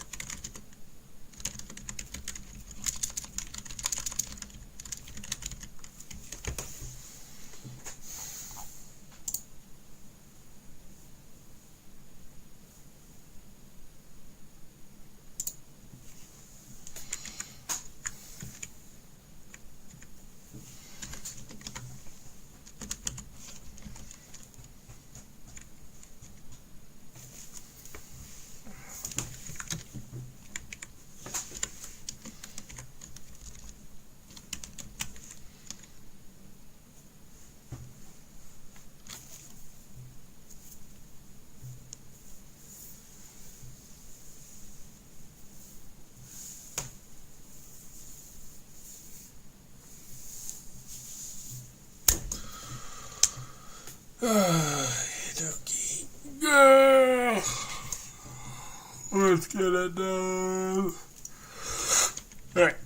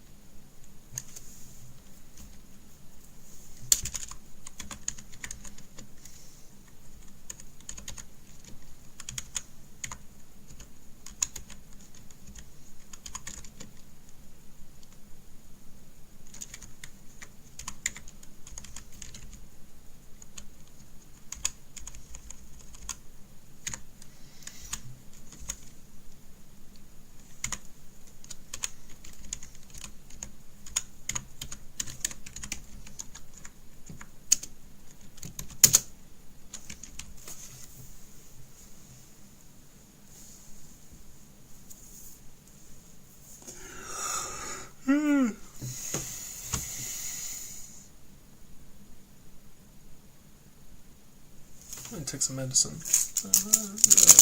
Vitamin C. Go make a little drink.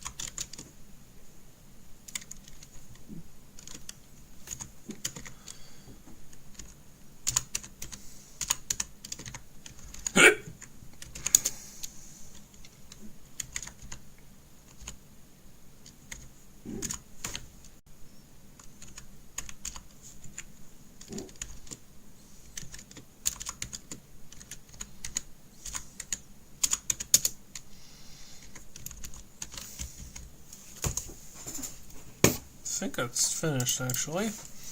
On to testing after that.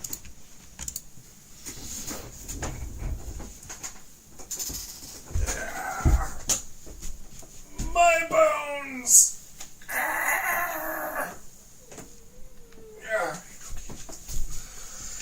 Let's make this tiny little drink, move on to testing, and then we're done with exercise 1.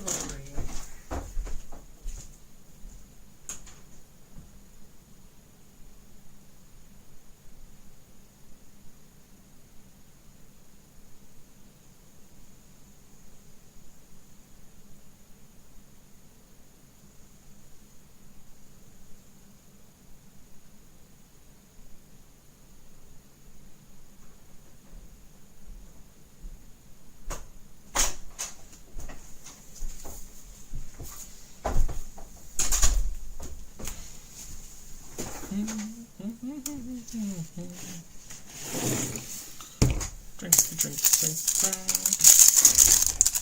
Stare at this when I make it.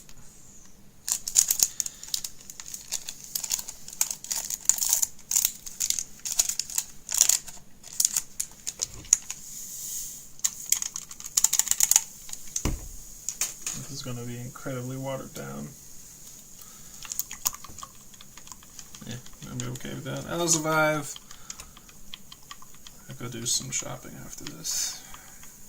And get some reward for studying so hard. I deserve it.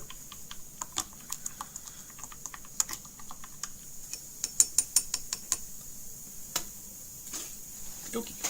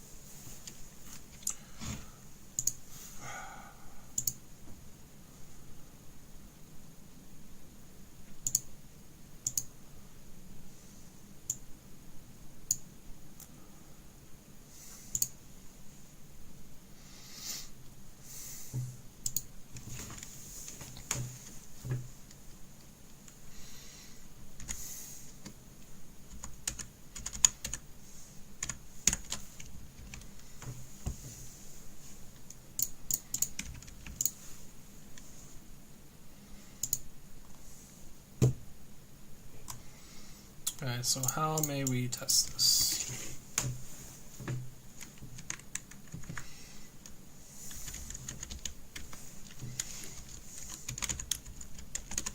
We're not done. D-tab now needs to copy all the information from temp to array.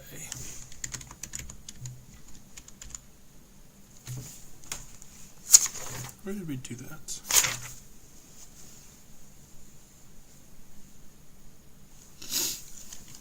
Here, down here. Oh, we have copy. We already defined it.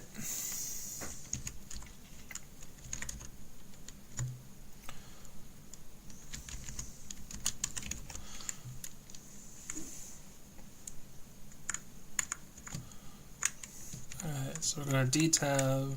Well, get line is about 0. We're going to D-tab it. And then we're going to print it.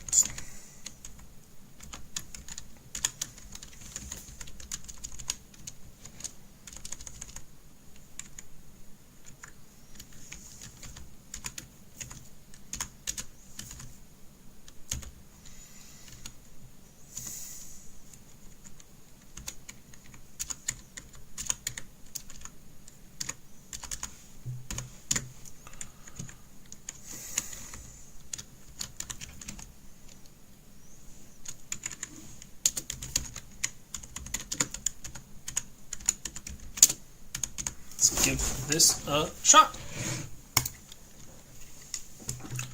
Tab. Enter. Explode.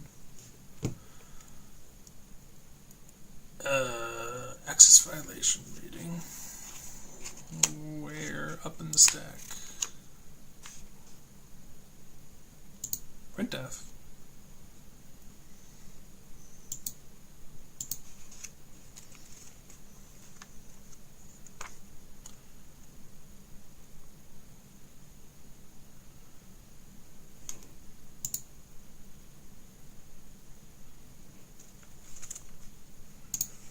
Okay, this exploded without much reason. 1, 2, 3, 4, tab, B, B, B, B, enter.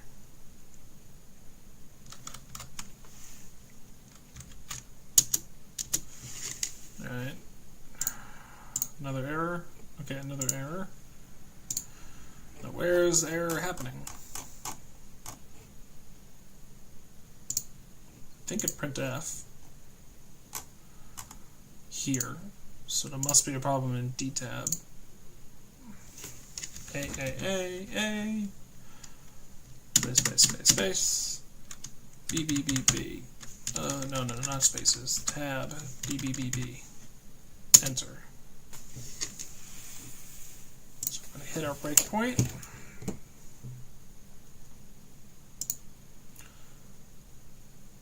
Negative. What's this?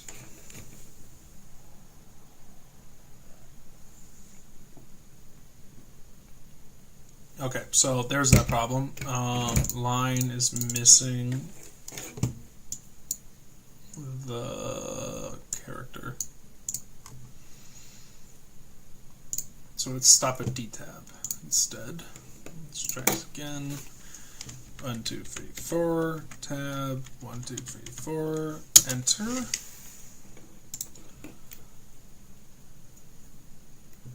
Alright, so our line input looks good except for get line fails. Is it failed? No, it's correct. It has a null termination. Alright, so get line works. Alright, so we're going to go in here. We're going to hit an A. That's good. Alright. A got copied to J. Well, not A. Hoi! Okay. A.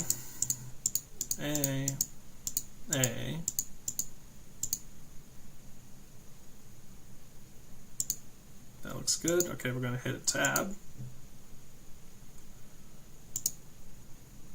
We're going to skip.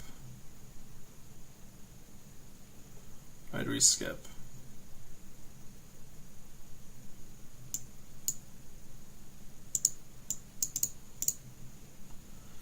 Let's make a new function here that we can check. Int num spaces to right equals I mod n.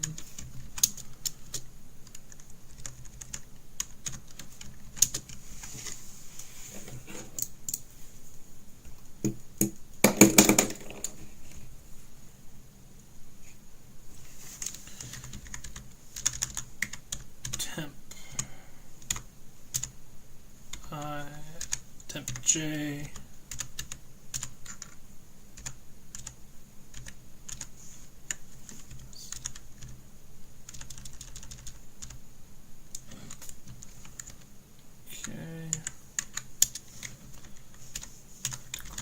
I J outside the scope.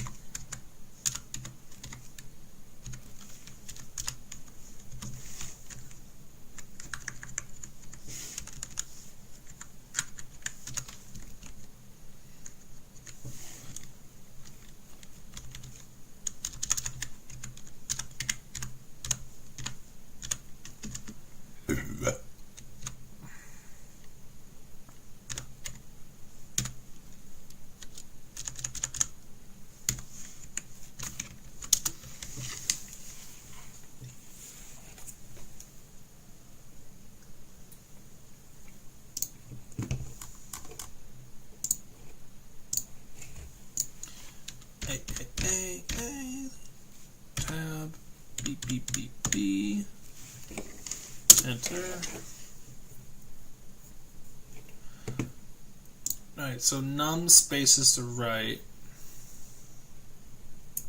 1. Ouch, ouch, ouch, ouch, ouch, ouch, ouch. Itchy, itchy, itchy.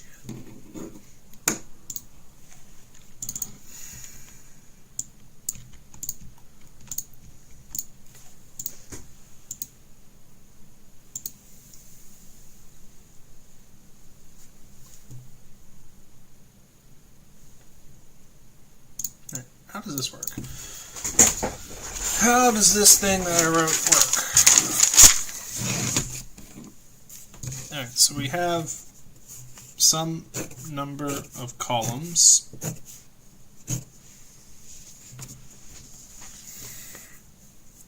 If we get a tab space here, I0, 1, 2, 3, tab will fill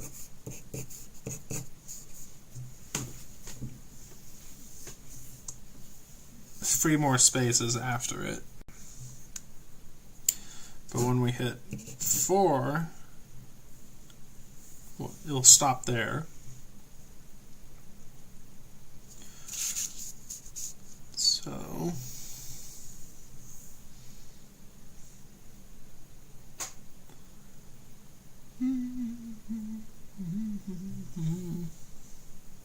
zero, 1, 2, 3 times n. From some n column, we have a 0, a 1, a 2, in a free place.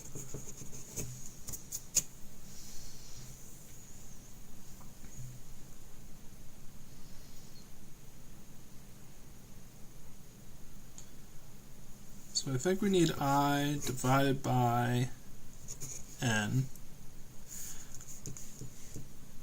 And then the number we want to do is we want to mod by n.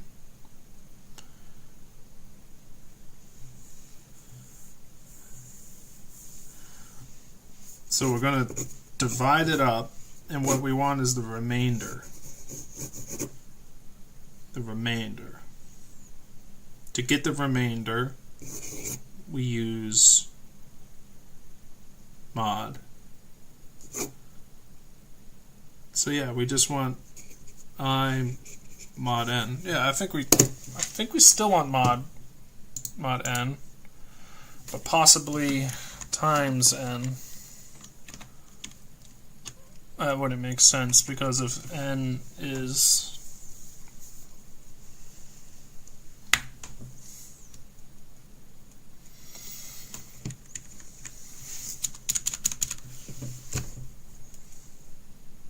one mod n, what am I doing? I mod n.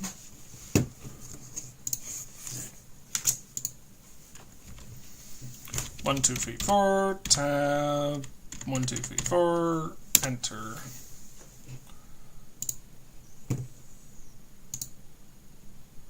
Four, that's perfect.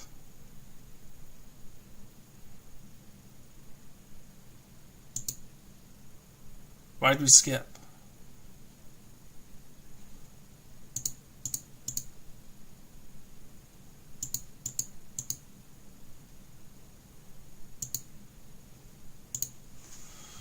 Why'd it break? Why'd it break?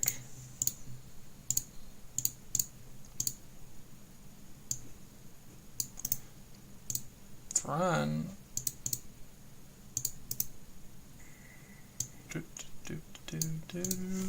Alright, A, ace, no space tab, B, enter.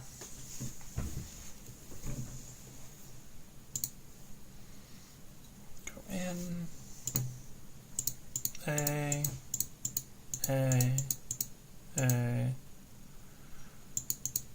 that works.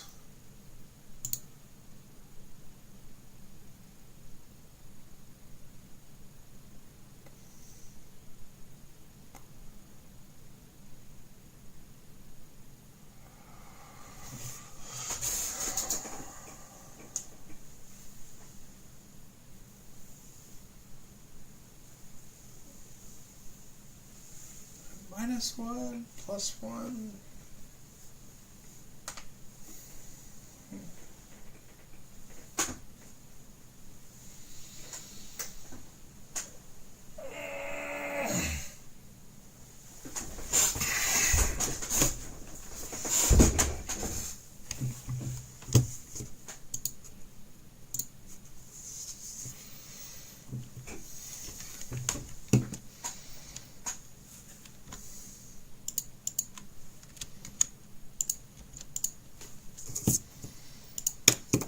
Try this.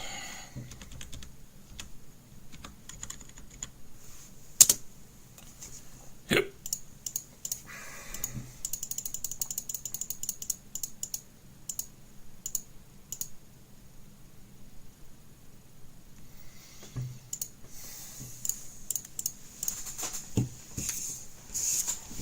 All right, let's look at this logically. A,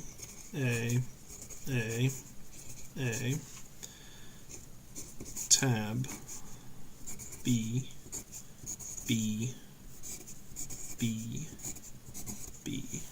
Alright, so 0, 1, 2, 3, 4, 5, 6, 7, 8, n equals 4.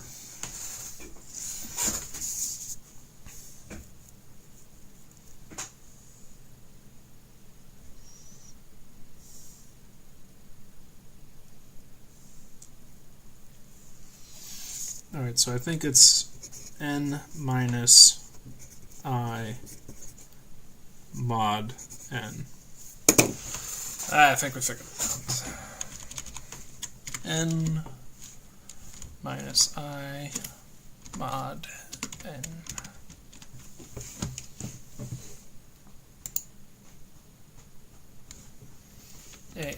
A, tab, B, B, B, B, enter.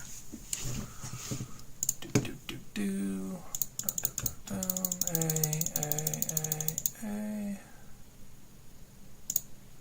4, it's the correct number, space, space, space, space,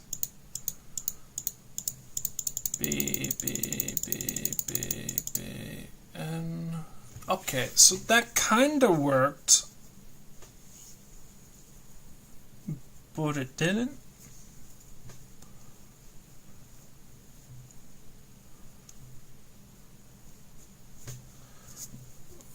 Why did we get this special character here?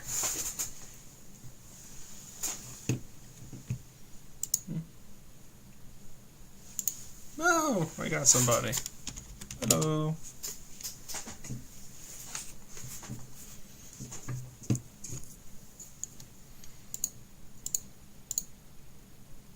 Alright, we're at the debugging state of exercise 120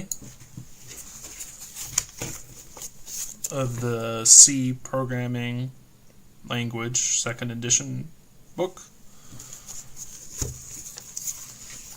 And now we're struggling with this task of writing a dtab program or function which replaces every tab character with the correct number of spaces.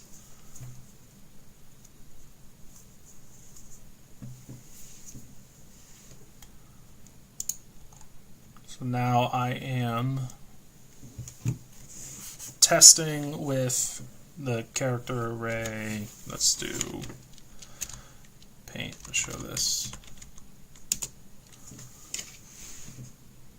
So I'm testing with a tab character BBBB, and we're expecting to get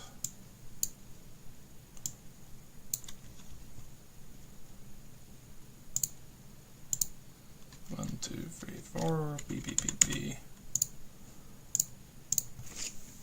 So we're giving it this, and we're expecting this. But right now, try to reduce the size. Yeah, we don't need to reduce the size. We can just make everything bigger.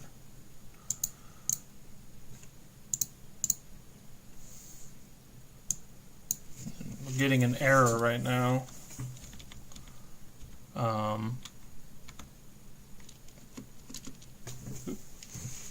Tab. Broke it.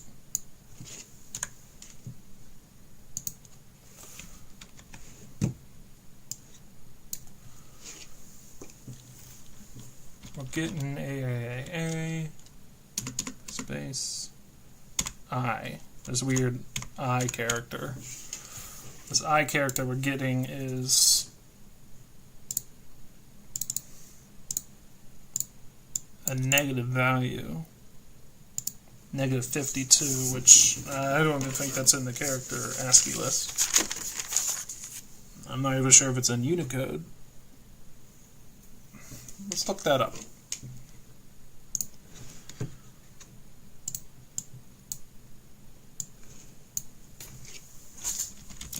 What is negative 52 character?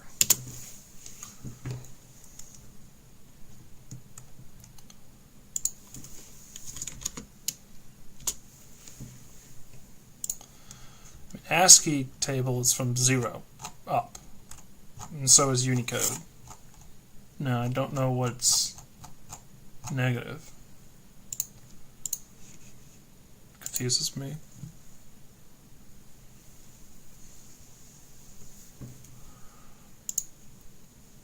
Let's just try to debug it and leave that a mystery. Okay. So where are we at? Let's close this out and retry again. So we're giving it this string up here, and we're expecting this one down here, and we're getting this weird one over here, which ends up being BBBB/O, which it does work. But this weird I value is strange. And of course, unwanted.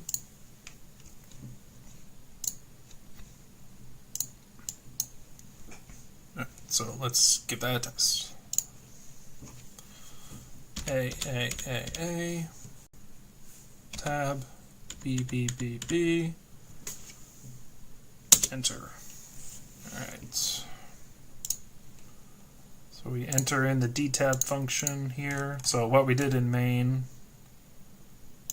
we got that line that we just typed in because it was non-zero. We grabbed it, stored it in this line, and we called dtab, which brought us down here. And now we just got the array and initialized the temp array as well. Okay, so it looks like the temp array is initialized with these strange negative 52 values, which I think is more like a null value.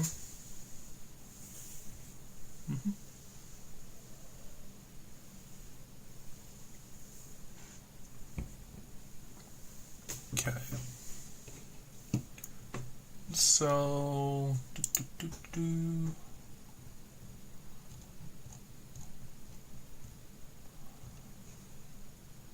all right.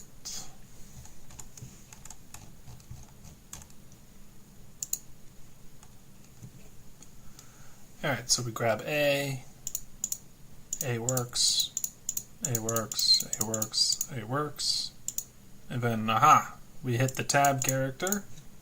So now we're good here, good here, good here, good here. Now we're at here.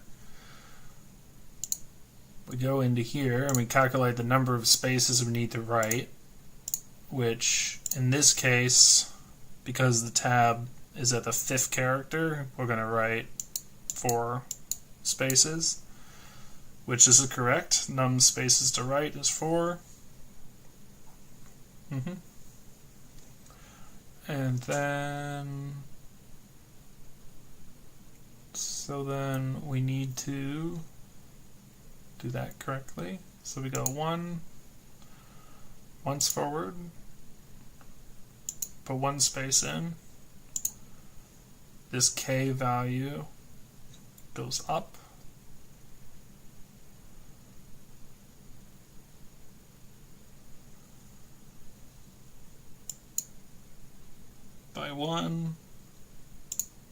So we got 2 spaces, so now we're good here, good here.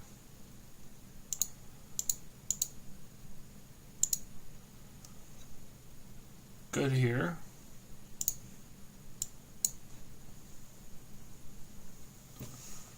And then what happens here? K equals 2. We'll do one more. So temp is made of 1, 2, 3, 4. So we should be done after this one.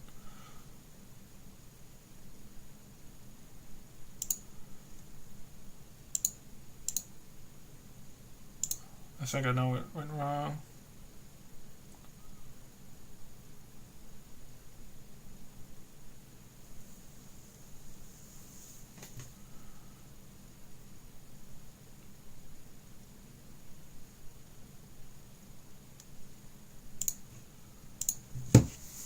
So let's start K at 1.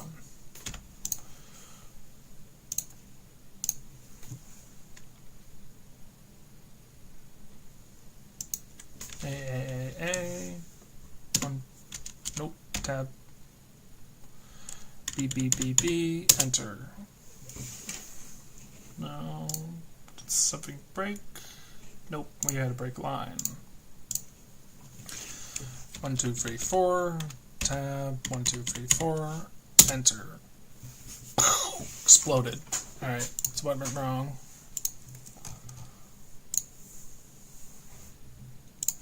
Put a break statement there. 1, 2, 3, 4. Tab. B. Enter.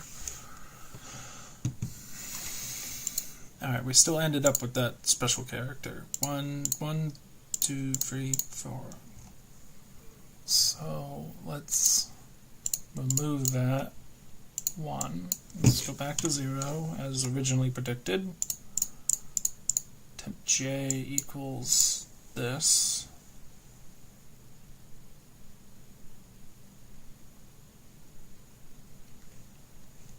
So let's stop before we go into copy.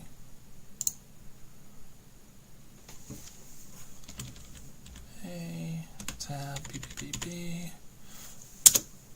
Let's see if copy is where we're having the problem. Because it is null terminated. No, it's still this weird character we're having. So it looks like J increments up.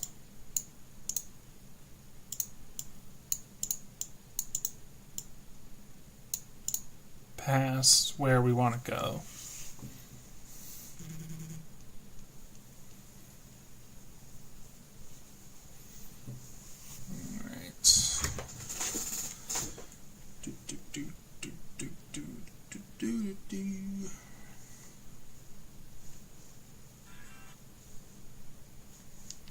Distractions.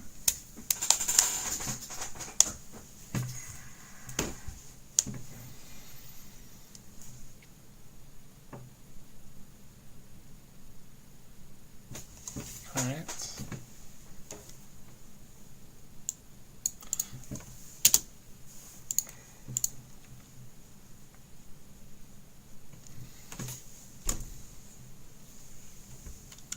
I think it's here if K is less than is equal to num space to the right minus 1.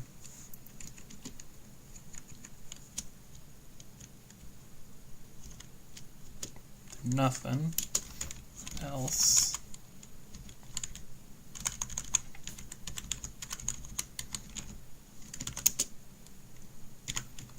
J++.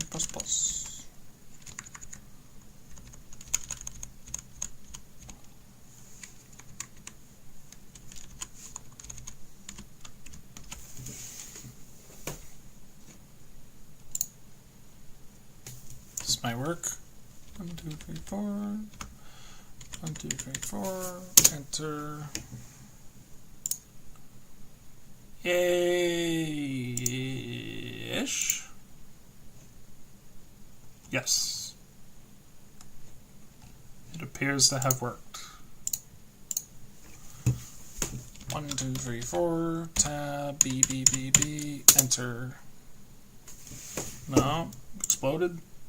Oh, breakpoint. Come on, breakpoint. A, tab, B, B, B, B, enter. Blew up again. Why did it blow up again?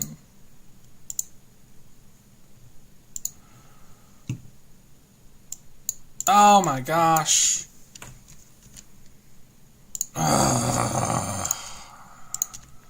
Okay, so we did have a problem, but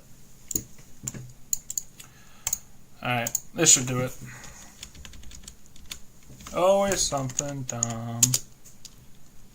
It worked. B, B, B, B, A, B, B, B, B, A, B, B, B, B, B, B,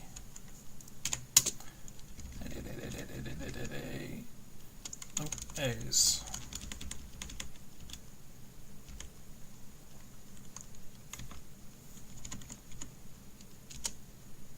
Ooh, that's confusing.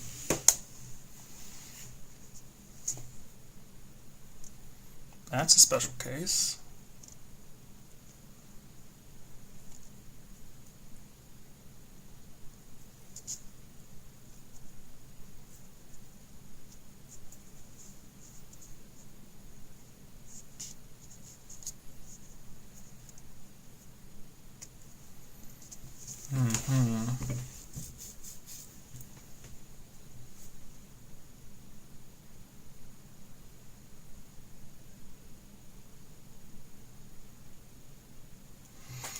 Interesting.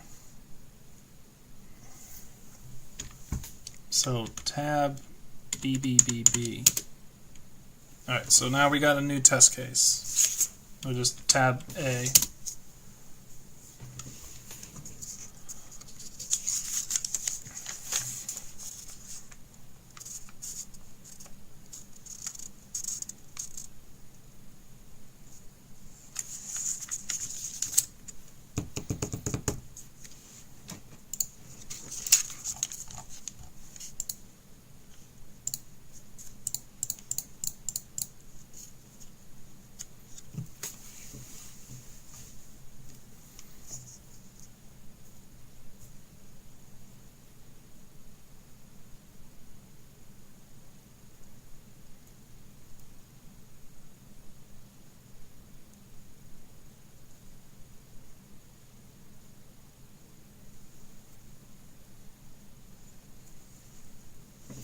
Alright, let's see what this here gets us with tab A, enter.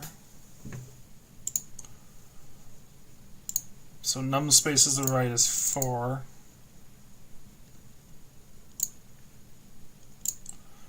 And then 1, 2, nope.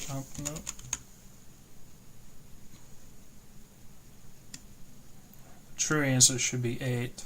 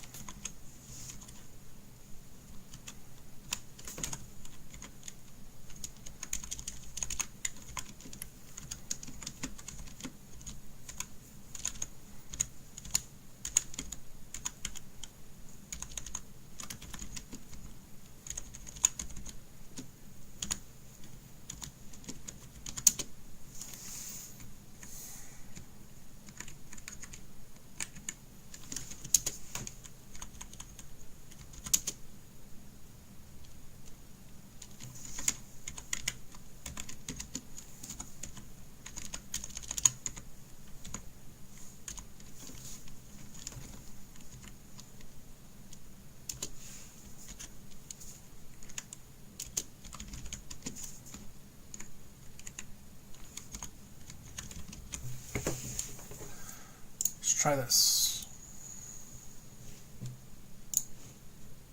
Without any breakpoints. So, tab A, space A, tab A,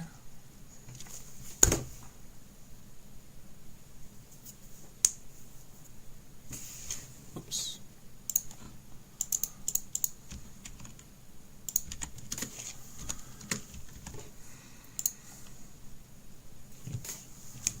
Tab A works, space tab A does not work.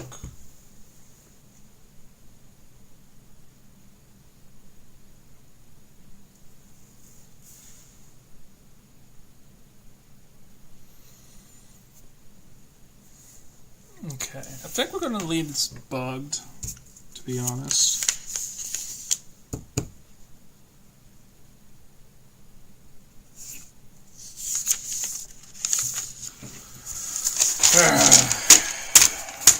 Never give up. Let's get some graph paper out.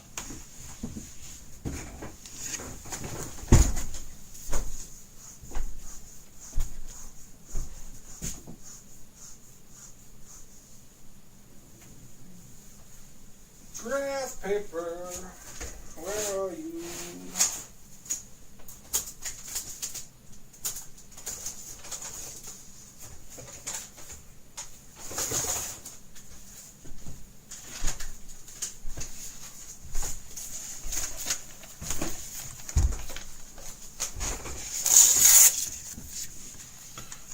Thank you. Okay. Alrighty, we got our graph paper out. So we're getting the input tab A, which displays 1, 2, 3, 4, 5, 6, 7, 8. Does it?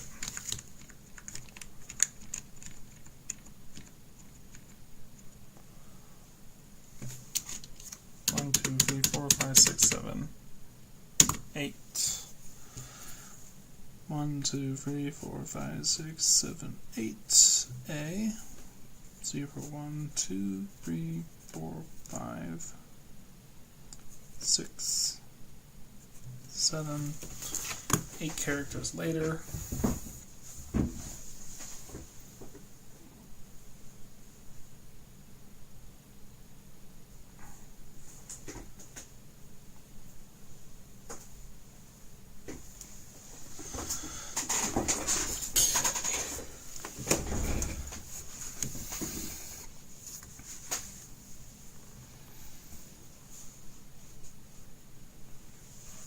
Minus 1, what we want 7. So we write 2n minus 1 tabs, not tabs, spaces.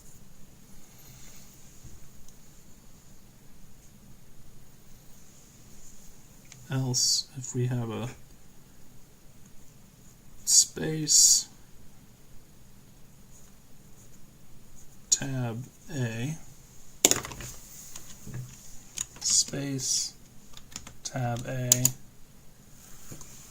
we should also get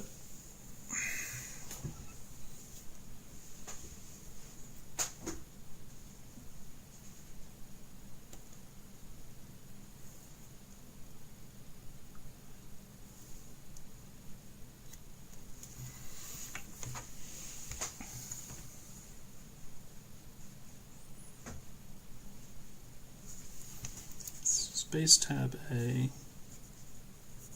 displays same thing as above.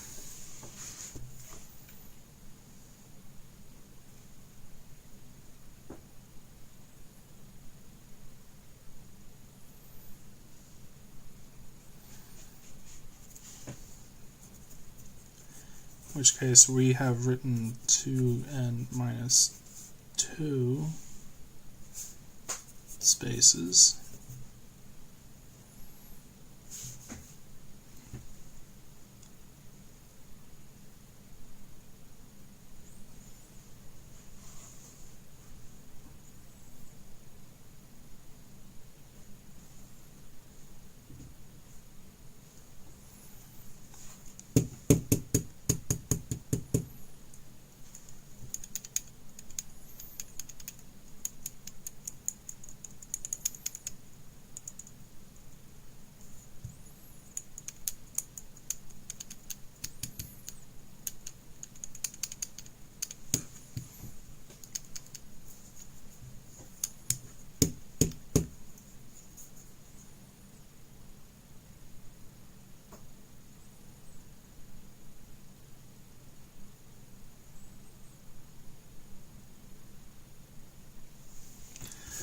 Okay, so let's think about this in column space.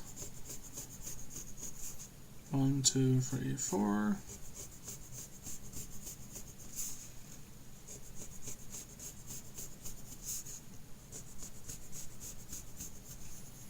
So we have several columns of width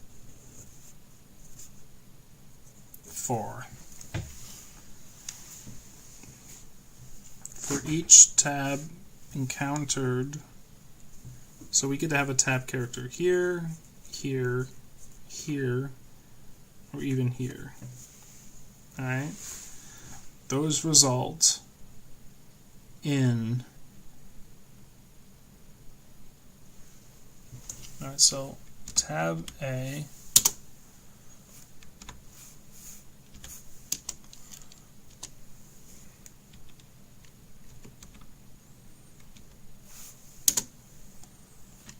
tab A. Why does it seem like my tabs are a lot bigger now?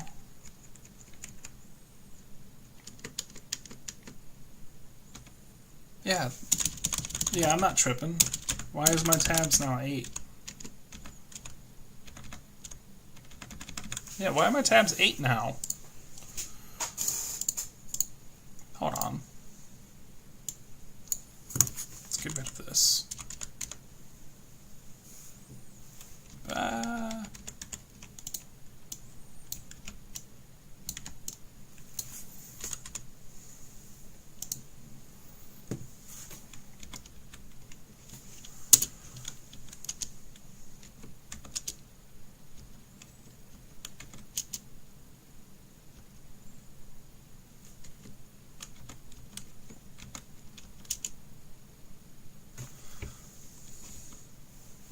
Okay, what's going on? Why is... okay, let's put it to 8 then.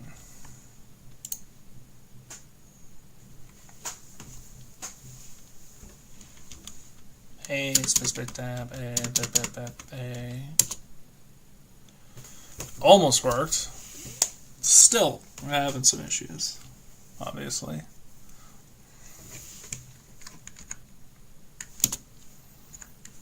Why did that one get more?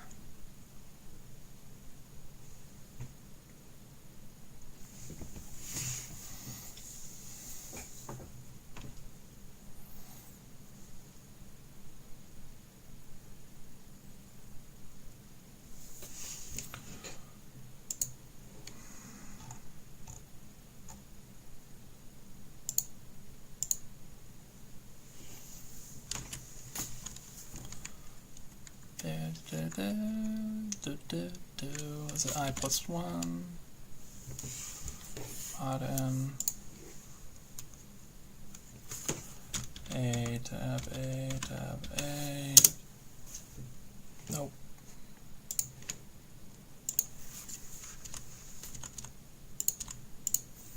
Is it mod n -1?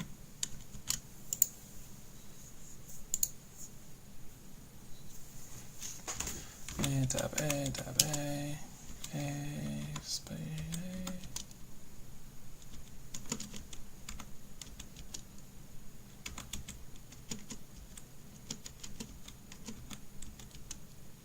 A. I mean, that's kind of working. Ah! Oh, why fail? Oh, why fail?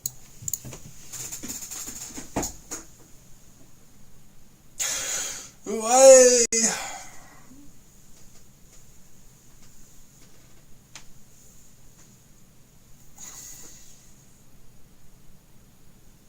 Alright, let's figure out how to make it fail. Come up with a test scenario. Space tab A works. So we fix that issue. No, we didn't. Tab A equals... No, we did fix that issue. So tab space A?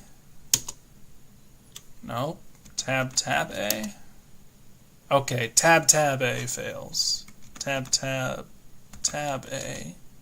Okay. Repeated tabs fail.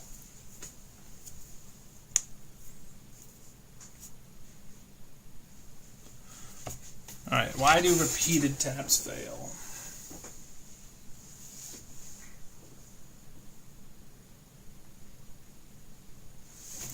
Hold on.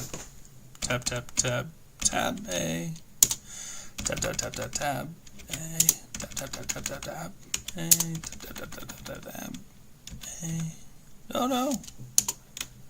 Look at this. Oh my gosh, look at this. We're like doing a math function right here.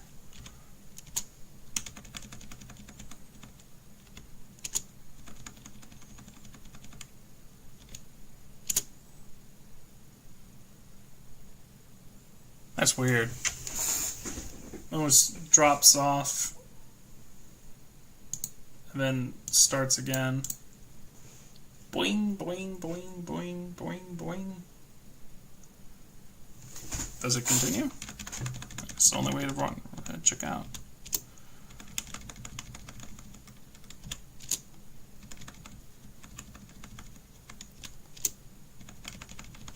This should be the last one. No? Ooh, it's getting even weirder. Okay, so pattern repeats after 1, 2, 3, 4, 5, 6, 7 jumps.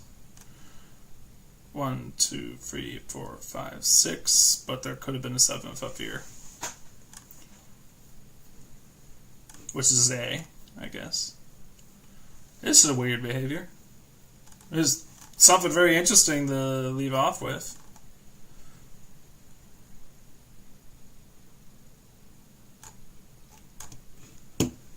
Alright, so does not handle repeated tabs well.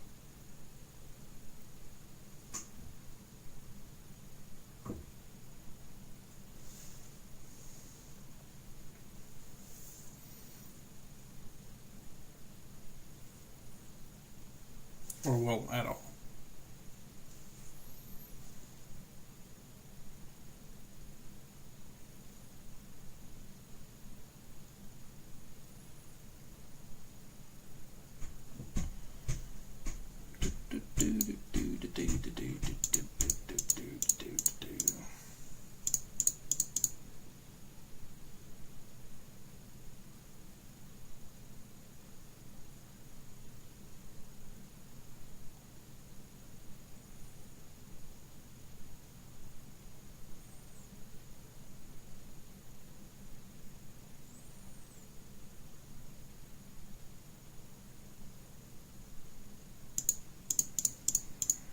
I'm just going to write known issue, repeated tabs are not handled properly. I'm going to put it right here. Call it a day. Very interesting problem.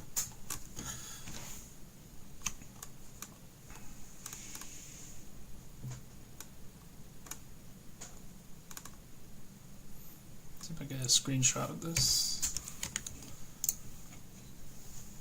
because I like it.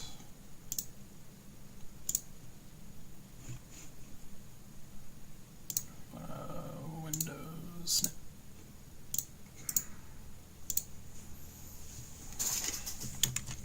Cool. D-tab. Issue. Alright. I'll leave it off there and go do something for a while. Probably might come back to this.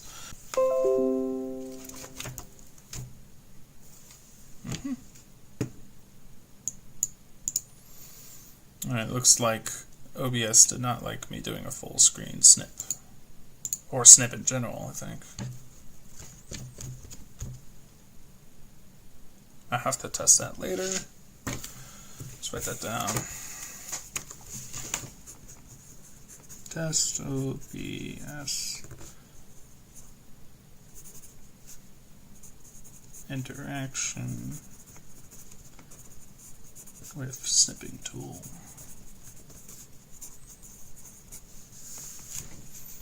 When streaming.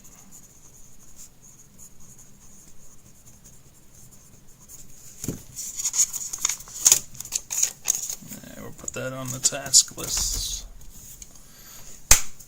Alright, thank you for joining me on this little coding adventure as we work through this book and learn bit by bit. Later.